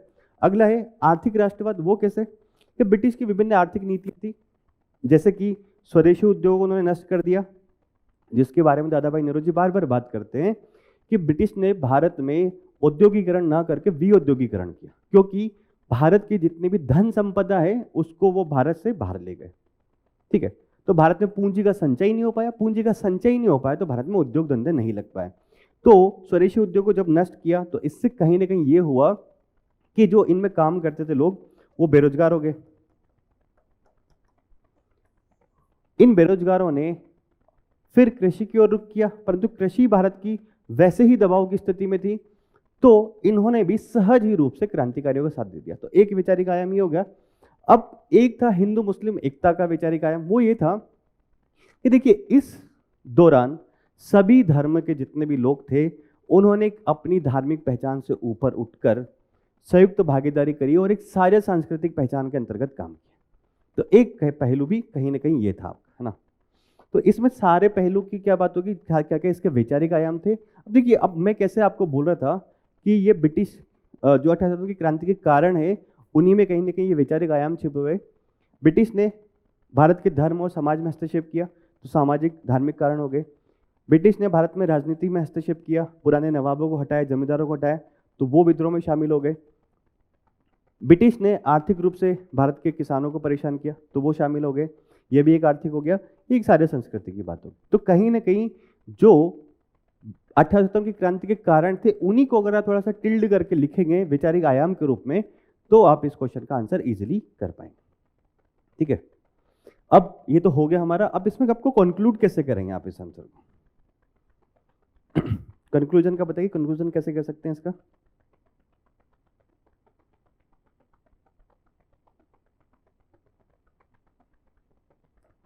कंक्लूजन में देखिए सिंपल सा है, आप लिख देंगे इसमें कि देखिए 1857 की क्रांति जो है वो एक तरह से पूरी तरह से सफल तो नहीं हुई, लेकिन फिर भी इतने ब्रिटिश एक तरह से वर्चस्व जो था उसके खिलाफ एक वैचारिक प्रतिरोध का प्रतिनिधित्व किया, और आने वाले भारत का जो राष्ट्रीय आंदोलन जितना भी रहा उसके लिए एक तरह से प्रेरणा के रूप में इस क्रांति ने काम किया 1857 की। ठीक है, इस तरह से आप इसको कंक्लूड कर देंगे।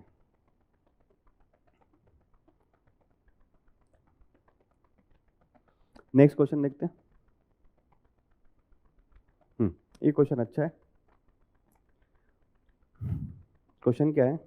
स्वतंत्रता प्राप्ति के उपरांत भारत के एकीकरण में सरदार वल्लभ भाई पटेल की क्या भूमिका थी, विवेचना की थी।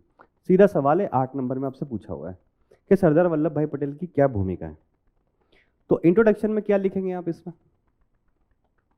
इंट्रोडक्शन में सीधा सरदार वल्लभ भाई पटेल के बारे में थोड़ा सा इंट्रोडक्शन दे सकते हैं, या फिर आप बोल सकते हैं कि उस टाइम पे भारत में क्या चुनौतियां विद्यमान थी। उसमें से एक प्रमुख चुनौती थी कि भारत में 562 रियासतें थी, जो कि उस टाइम पे भारत के भूभाग का लगभग 48% जो है वो कंट्रीब्यूट करा करती थी, और उन रियासतों का एकीकरण उस टाइम पे भारत में एक बड़ी चुनौती थी।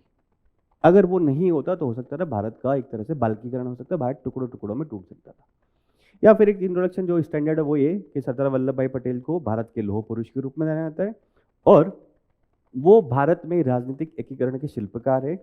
पहले भारत के उप प्रधानमंत्री और गृह मंत्री थे।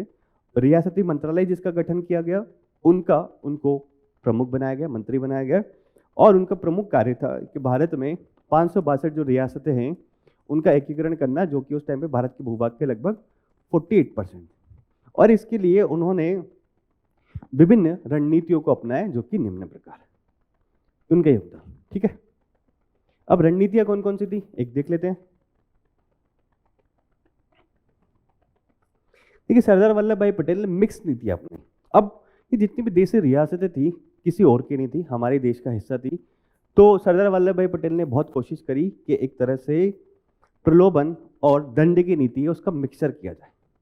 वो हर राजा महाराजा के पास गए, नवाब के पास गए, उनको प्रलोभन दिया कि आप भारतीय संघ में शामिल हो जाइए, आपको इतनी सुविधा मिलेगी, ये सारी चीज़ें मिलेंगी, आप शामिल हो जाइए, है ना। साथ साथ में उन्होंने बोला अगर आप शामिल नहीं होते हैं या फिर स्वतंत्र रहने की कोशिश करते हैं तो हो सकता है कि आपकी जो स्टेट की जो जनता है, आपके साम्राज्य की जो जनता है, वो उसका प्रतिरोध करे, और अगर प्रतिरोध करेगी तो फिर भारत सरकार की जो दृष्टि है वो आपके प्रति कठोर हो सकती है। तो उन्होंने कूटनीति और अनुनय, प्रलोभन और दंडी दोनों की नीतियों को अपनाया। उन्होंने बोला संतुलित इसका उपयोग किया। उन्होंने कहीं ना कहीं एक तो देशभक्ति की भावना जगाने का प्रयास किया कि ठीक है आप शामिल होंगे तो अच्छा रहेगा, दूसरा नहीं होगा तो भी दंड के लिए भी तैयार है, और संतुलित नीति थी एक तरह से, है ना। अगला बोला विलय पत्र, इंस्ट्रूमेंट ऑफ एक्सेशन इसको बोलते हैं। एक कानूनी दस्तावेज था जिसके पास भी वो जाया करते थे, उसमें पहले देशभक्ति की भावना जगा रहे होते थे, कागज पत्र लेके गए, इंस्ट्रूमेंट ऑफ एक्सेशन यानी विलय पत्र। अगर वो देशभक्ति की भावना और सारी बात करने के बाद साइन कर दिया तो सरदार वल्लभ भाई पटेल कि ठीक है आप गाजर खाइए, है ना, आपने अच्छा किया। अगर नहीं किया विलय पत्र पे हस्ताक्षर तो सरदार वल्लभ पटेल डंडा भी रखा गया, तो उसको कैरेट और डंडे वाली एक तरह से नीति भी उसको बोला जाता है। तो विलय पत्र पे जब जाया करते थे तो वो बोला करते थे कि देखिए 3 मामले हम आपको लेना चाहते हैं, रक्षा, विदेश मामले और संचार। अब जो रक्षा, विदेश मामले और संचार है वो पहले से भी आपके पास नहीं है। औपनिवेशिक काल में भी जब आपने ब्रिटिश सरकार के साथ संधियां करी थी, सहायक संधि हो गई या जो भी प्रकार की संधियों में आप ब्रिटिश सरकार के साथ बंधे हुए थे, उसमें भी आपको रक्षा, विदेश मामले और संचार, ये तीनों चीजें आपके पास पहले भी नहीं थी। आपको केवल आंतरिक मामलों में स्वायत्तता थी। तो हम इस इंस्ट्रूमेंट ऑफ एक्सेशन या फिर विलय पत्र के माध्यम से ये तीनों चीजें हम आपसे चाह रहे हैं। अब आंतरिक मामलों में स्वायत्त रहिए, बस हमें ये 3 जिले दे दीजिए भारत संघ को, ठीक है। अगला उन्होंने बोला कि ठीक है, अगर आपको चाहिए तो हम आपका सम्मान भी बनाए रखेंगे, आपको हम प्रीवी पर्स देंगे, संवैधानिक रूप से गारंटी देंगे कि आपको इतना पैसा भारत की सरकार का जो कंसोलिडेटेड फंड ऑफ इंडिया होगा उससे आपको मिलता रहेगा संवैधानिक रूप से, आप जो अपना साम्राज्य हमें सौंप रहे हैं इसके लिए, है ना। तो प्रीवी पर्स की गारंटी दी। तो 3 नीतियां सरदार वल्लभ भाई पटेल ने अपनाई उस टाइम पे, कूटनीति और अनुनय कि भाई मान जाइए, और कूटनीतिक तरीकों का भी उपयोग किया, राजाओं में देशभक्ति और संतुलित नीति एक तरह से अपनाई। फिर बोला विलय पत्र, आपको 3 चीजें देनी है जो कि ऑलरेडी आपके पास नहीं है। फिर बोला कि ठीक है, आप संवैधानिक रूप से आपको गारंटी भी देता है कि आपको जो बुरा है और सबका नुकसान हो सकता है वो हम आपको देंगे, वेतन के रूप में पैसा देंगे, ठीक है। तो प्रीवी पर्स दिया गया। अब जिन रियासतों ने ये सब बातें मान ली और विलय पत्र पर हस्ताक्षर कर दिया तो वेल एंड गुड, परंतु कुछ ऐसी रियासतें थी जिन्होंने विलय पत्र पर उस टाइम पे हस्ताक्षर नहीं किया था, और उसमें 3 रियासतें प्रमुख आती है। एक है आपकी जूनागढ़, एक है आपका हैदराबाद, एक है आपका कश्मीर।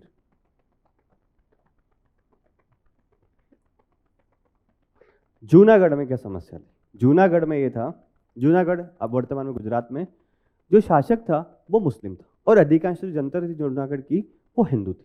जो शासक है वहाँ का जो नवाब था जूनागढ़ का, वो पाकिस्तान में शामिल होना चाहता था और उसने घोषणा कर दी कि हम पाकिस्तान में शामिल होंगे, परंतु वहाँ की जो जनता थी वो भारत के साथ रहना चाहती और जनता ने एक तरह से विद्रोह कर दिया। जनता है, सड़कें, हड़तालें, सब कुछ करने लगी जनता। अब जैसे ही ये हुआ तो सरदार वल्लभ भाई पटेल को भी मौका मिल गया और उन्होंने भी जनता का पक्ष लिया। उसके बाद 1948 में यहां पर जनमत संग्रह होता है,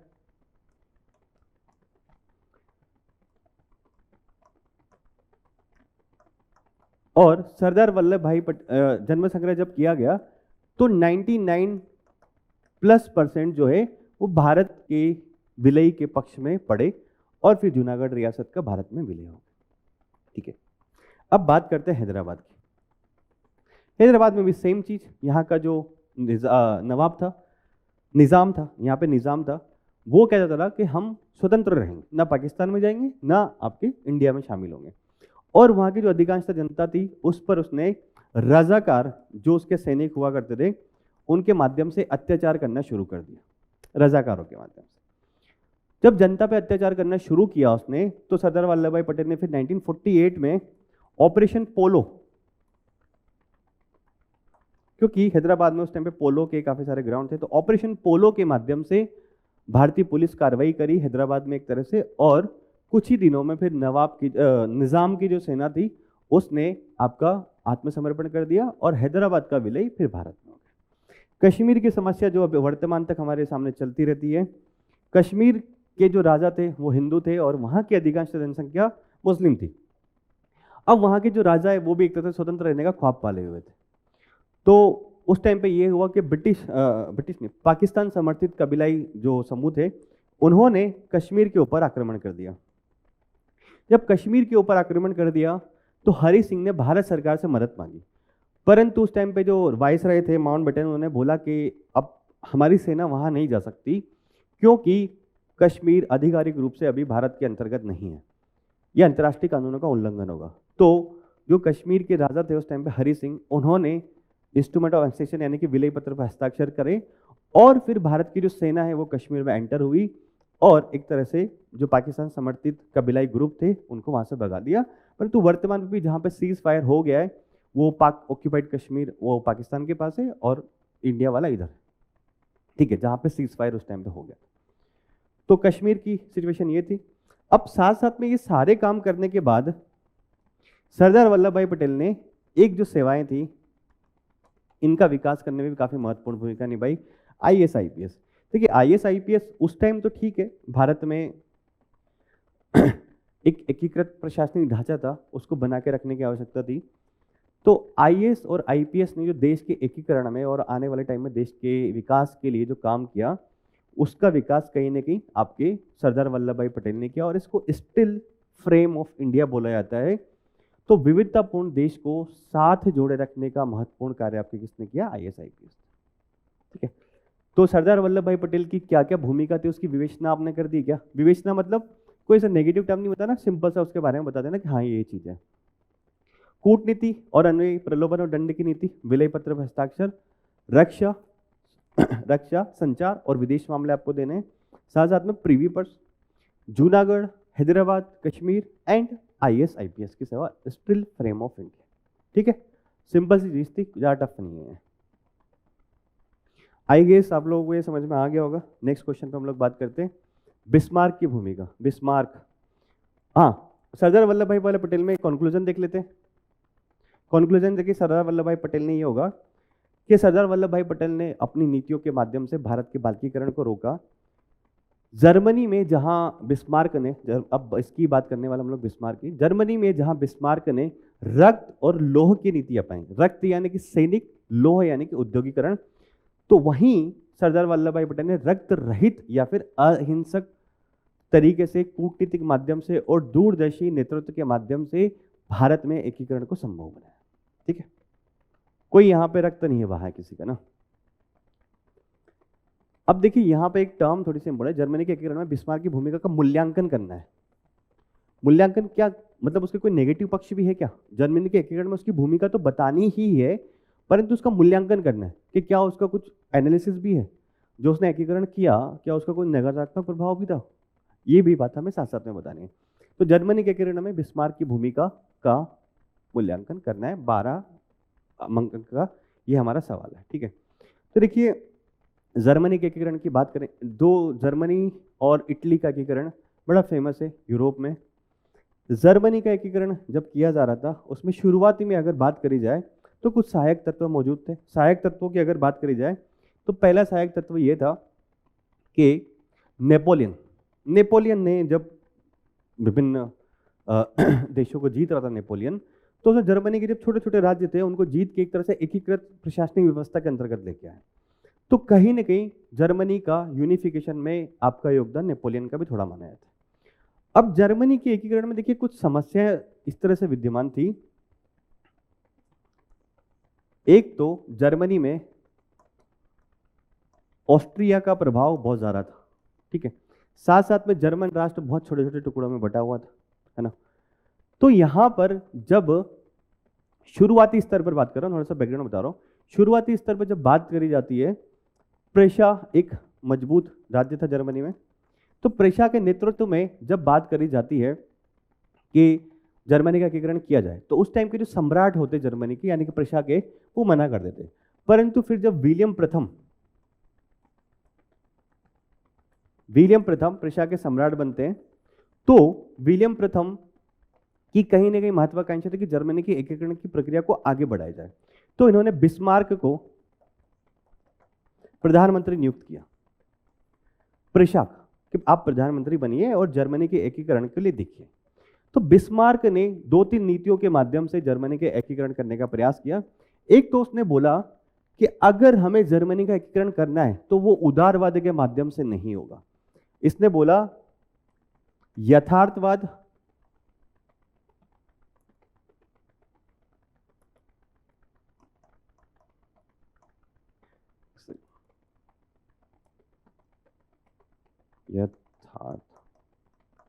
यथार्थवाद के माध्यम से होगा, रक्त एंड लोह की नीति के माध्यम से होगा। रक्त यानी कि सेना को मजबूत बनाना पड़ेगा। सेना मजबूत कैसे बन सकती है? लोह यानी कि औद्योगिकरण जब हो, तो प्रेशा में कोयला और लोहा की खदानें आसपास उपस्थित थी, तो उसने औद्योगिकरण भी किया और औद्योगिकरण के माध्यम से जो धन इकट्ठा हुआ उसमें फिर सेना को मजबूत किया। बिस्मार्क का मानना यह था कि बिना प्रेशा के मजबूत हुए, सैनिक दृष्टिकोण से मजबूत हुए, हम जर्मनी का यूनिफिकेशन नहीं कर सकते। तो बिस्मार्क की नीतियां क्या क्या हुई, शुरुआत बताता हूं वापस से। जर्मनी का एकीकरण, जिसमें बहुत सारे छोटे छोटे प्रांतों में जर्मनी बटा हुआ था। नेपोलियन आता है, शुरुआती प्रयास नेपोलियन की ही तरफ से होते हैं, और वो जानबूझ के नहीं करते। वो अपने साम्राज्य जब जीत रहा था तो उसने जर्मनी के बहुत सारे छोटे छोटे राज्यों को जीता और उनका एकीकरण कर दिया और एक समान प्रशासनिक व्यवस्था लागू करी। तो उसने वहां से शुरुआत। फिर था कि ऑस्ट्रिया का प्रभाव जो है वो जर्मनी में बहुत ज्यादा था, तो ऑस्ट्रिया को कहीं ना कहीं पीछे हटाना बहुत जरूरी था। और ऑस्ट्रेलिया उस टाइम पे ऑस्ट्रिया में मजबूत राष्ट्र हुआ करता था। तो जब प्रशा के नेतृत्व में ऐसी बात आई शुरुआत में कि जर्मनी का यूनिफिकेशन किया जाए, तो प्रशा के शासक ने मना कर दिया। फिर जब विलियम प्रथम वहां के शासक बनते हैं तो वो बिस्मार्क को प्रधानमंत्री बनाते हैं और जर्मनी के यूनिफिकेशन की दिशा में काम करते हैं। बिस्मार्क का मानना यह था कि अगर जर्मनी का यूनिफिकेशन करना है तो वो होगा रक्त और लोह की नीति के माध्यम, यानी कि एक जितना मजबूत प्रशा होगा उतना ही बेहतर हम एकीकरण कर पाएंगे।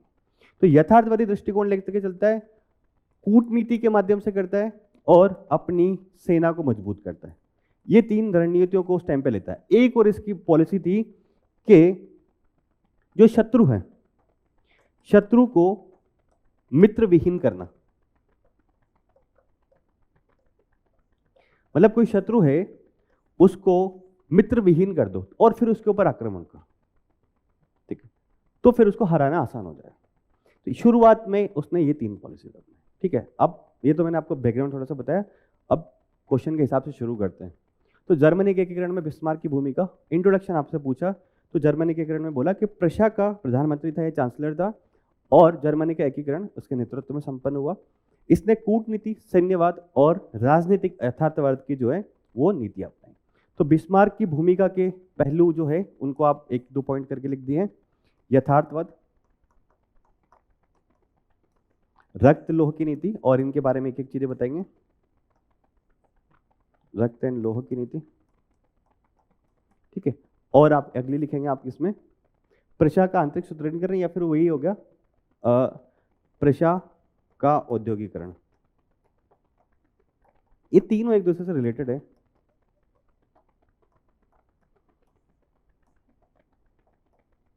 आंतरिक सुदृढ़ीकरण,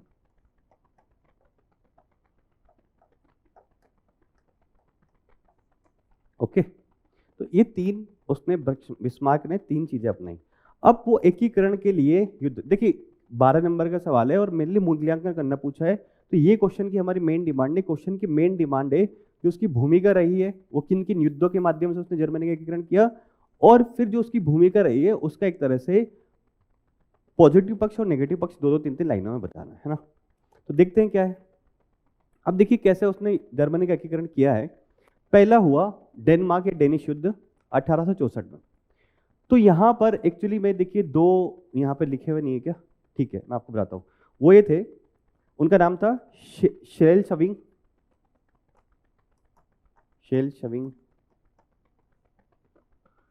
और आपका एक और उसमें था, यहां नहीं है, उसका नाम था हॉलस्टन।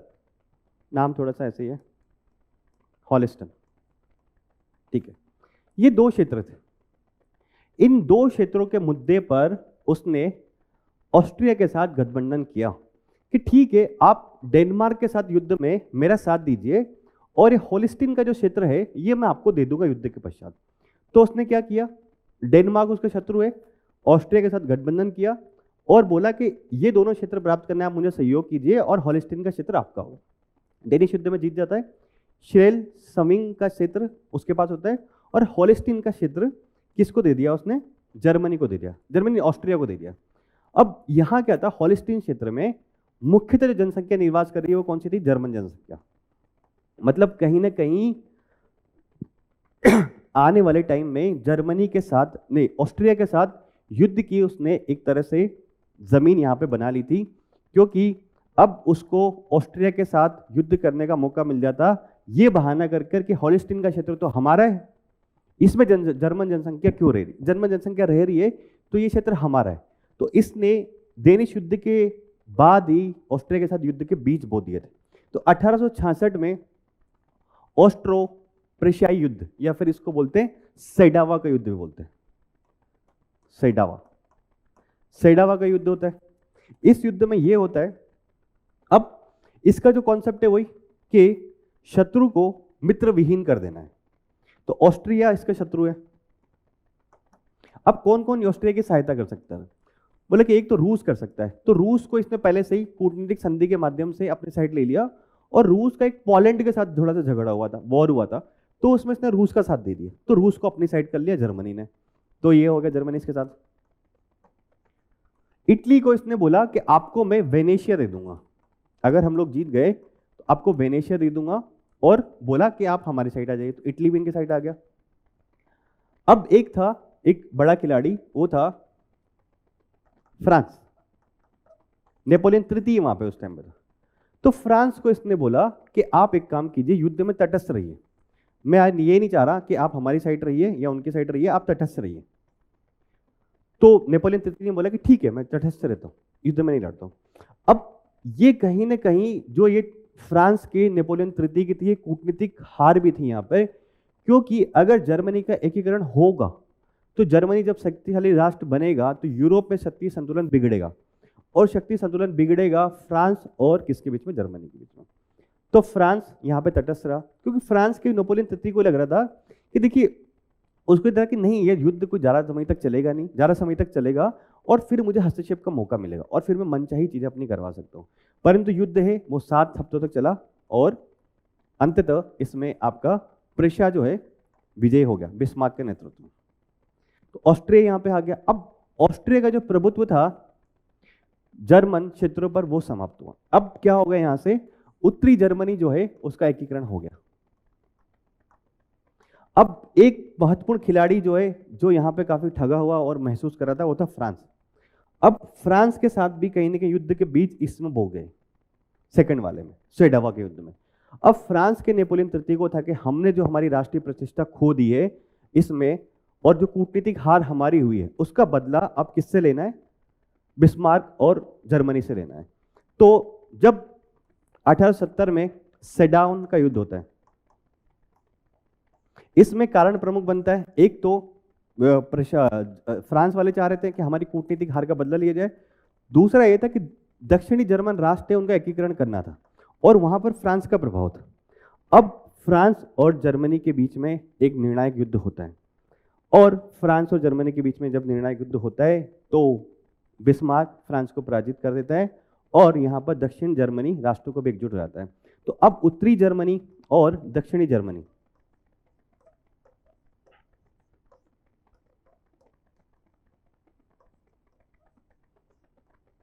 दोनों का एकीकरण हो गया, और जर्मन साम्राज्य वर्साई के महल में एक तरह से जर्मन साम्राज्य की उस टाइम पे घोषणा हो गई। ठीक है। अब जर्मनी जैसे एकीकरण हुआ, यूरोप का शक्ति संतुलन बिगड़ने लग गया यहाँ से, और फिर आने वाले टाइम में तो आपको पता ही है, फ्रांस और जर्मनी के बीच में काफ़ी लड़ाइयाँ होती हैं, प्रथम विश्व, द्वितीय विश्व, सारी चीज़ें चलती रहती है। ठीक है। तो क्या क्या? डेनिश युद्ध, श्लेशविक और हॉलेस्टीन क्षेत्र को लेकर जर्मनी के पास हॉलेस्टीन गया, फिर यहाँ पे दूसरे युद्ध के बीज आ गए थे, ऑस्ट्रिया प्रेशियाई युद्ध या फिर सेडावा का युद्ध जिसको बोला जाता है, इसमें ऑस्ट्रिया की निर्णायक हार हुई। फिर तृतीय युद्ध जो है जिसको सेडान का युद्ध बोला जाता है, वो आपका जर्मनी और फ्रांस के बीच में, और निर्णायक रूप से जर्मनी उसमें जीत गया, और जर्मनी का एकीकरण इस युद्ध के साथ ही पूर्ण हुआ। अब हमें जो चीज पूछी गई है वो और क्या है? अब हमें यहां पे पूछा गया है कि भूमिका का मूल्यांकन करना है। तो मूल्यांकन क्या होगा? एक एकीकृत जर्मनी राष्ट्र जो है वो विश्व पटल पर आया, ये सकारात्मक चीज हुई। ठीक है। कहीं ना कहीं एक तरह से सैन्य और आर्थिक ताकत भी जर्मनी की मजबूत हुई, और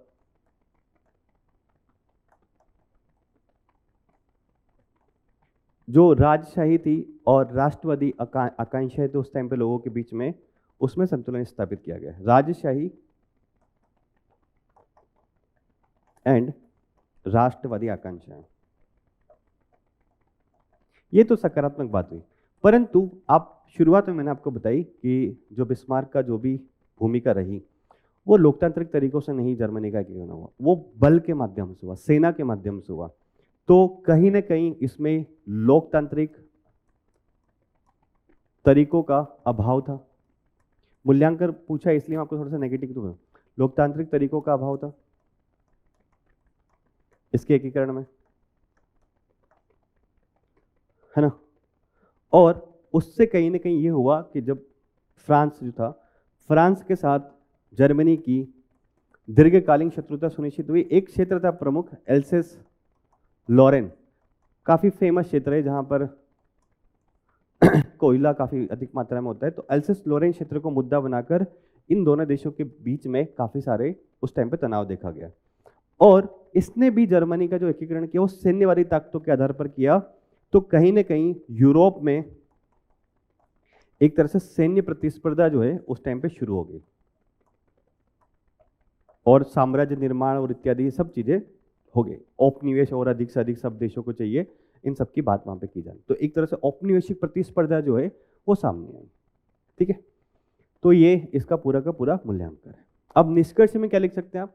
निष्कर्ष में देखिए सिंपल सी बात आप सारा से लिख दीजिए कि जर्मनी के एकीकरण में बिस्मार्क की यथार्थवादी कूटनीति, यथार्थवाद, रणनीतिक कूटनीति और सुनियोजित युद्ध और सैन्य ताकत के माध्यम से किया गया, जिसके माध्यम से विश्व पटल पर एक शक्तिशाली जर्मन राष्ट्र का उदय हुआ।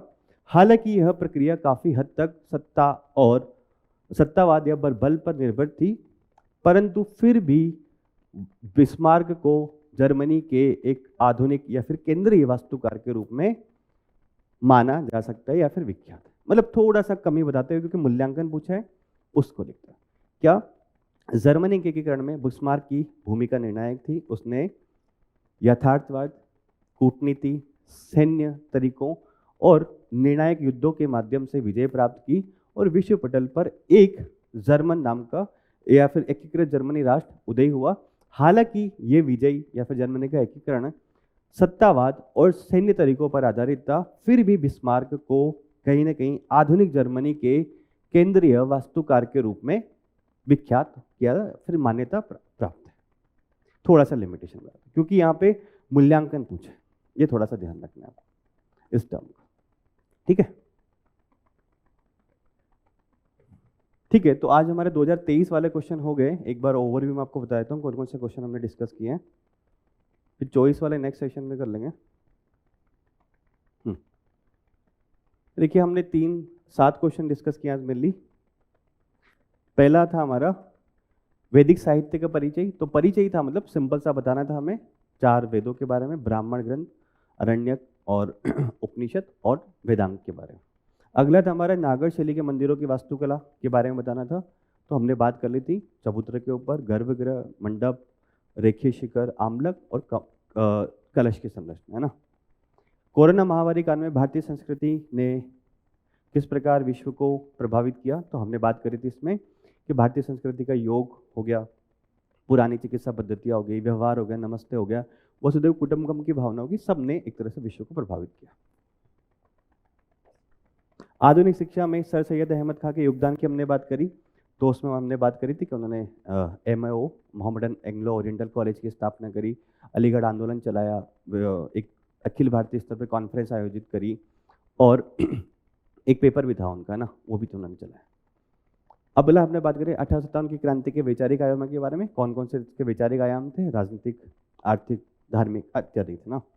सरदार पटेल की भूमिका के बारे में हम लोगों ने बात करी। अनुनय विनय की नीति थी, ये मान रहे, प्रलोभन देके या फिर दंड का भय देके विलय पत्र पर हस्ताक्षर करना। साथ साथ में आपका 3 जो रियासत है जहाँ पर नहीं हो पा रहा था विलय ठीक से, तो वहाँ पे जूनागढ़, कश्मीर और हैदराबाद में। अगला था जर्मनी के एकीकरण में बिस्मार्क की भूमिका। 3 युद्ध इसने लड़े, डेनमार्क के साथ और सेडावा का युद्ध और सेडान का, ठीक है। तो आज के एनालिसिस के लिए इतना ही। उम्मीद है ये जो सेशन है आपकी, जो भी आप एग्जाम की प्रिपरेशन कर रहे हैं नेक्स्ट ईयर के लिए, मतलब इसी साल प्री का रिजल्ट तो आ चुका है, मेंस की जो प्रिपरेशन कर रहे हैं उसमें लाभदायक होगा। और अगर आप लोगों को कोई डाउट रहता है तो हम कल वाले सेशन में फिर से इसको रिजॉल्व कर सकते हैं।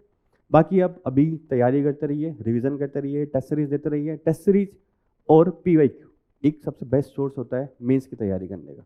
PYQ से हमें टॉपिक पता लगते हैं कि कौन कौन से टॉपिक से सवाल पूछा जा रहा है। मेंस की टेस्ट सीरीज लिखने से हमें ये पता लगता है कि हम पेपर पूरा कर पा रहे हैं, नहीं कर पा रहे, क्वेश्चन की डिमांड को समझ पा रहे हैं, समझ पा रहे हैं, हर चीज़ के बारे में कि स्थिति क्या है हमारी, 200 नंबर में से 50 की स्थिति है या 100 की स्थिति, ठीक है। तो ऑल द बेस्ट, आप लोग रिवाइज करते रहिए। Thank you so much.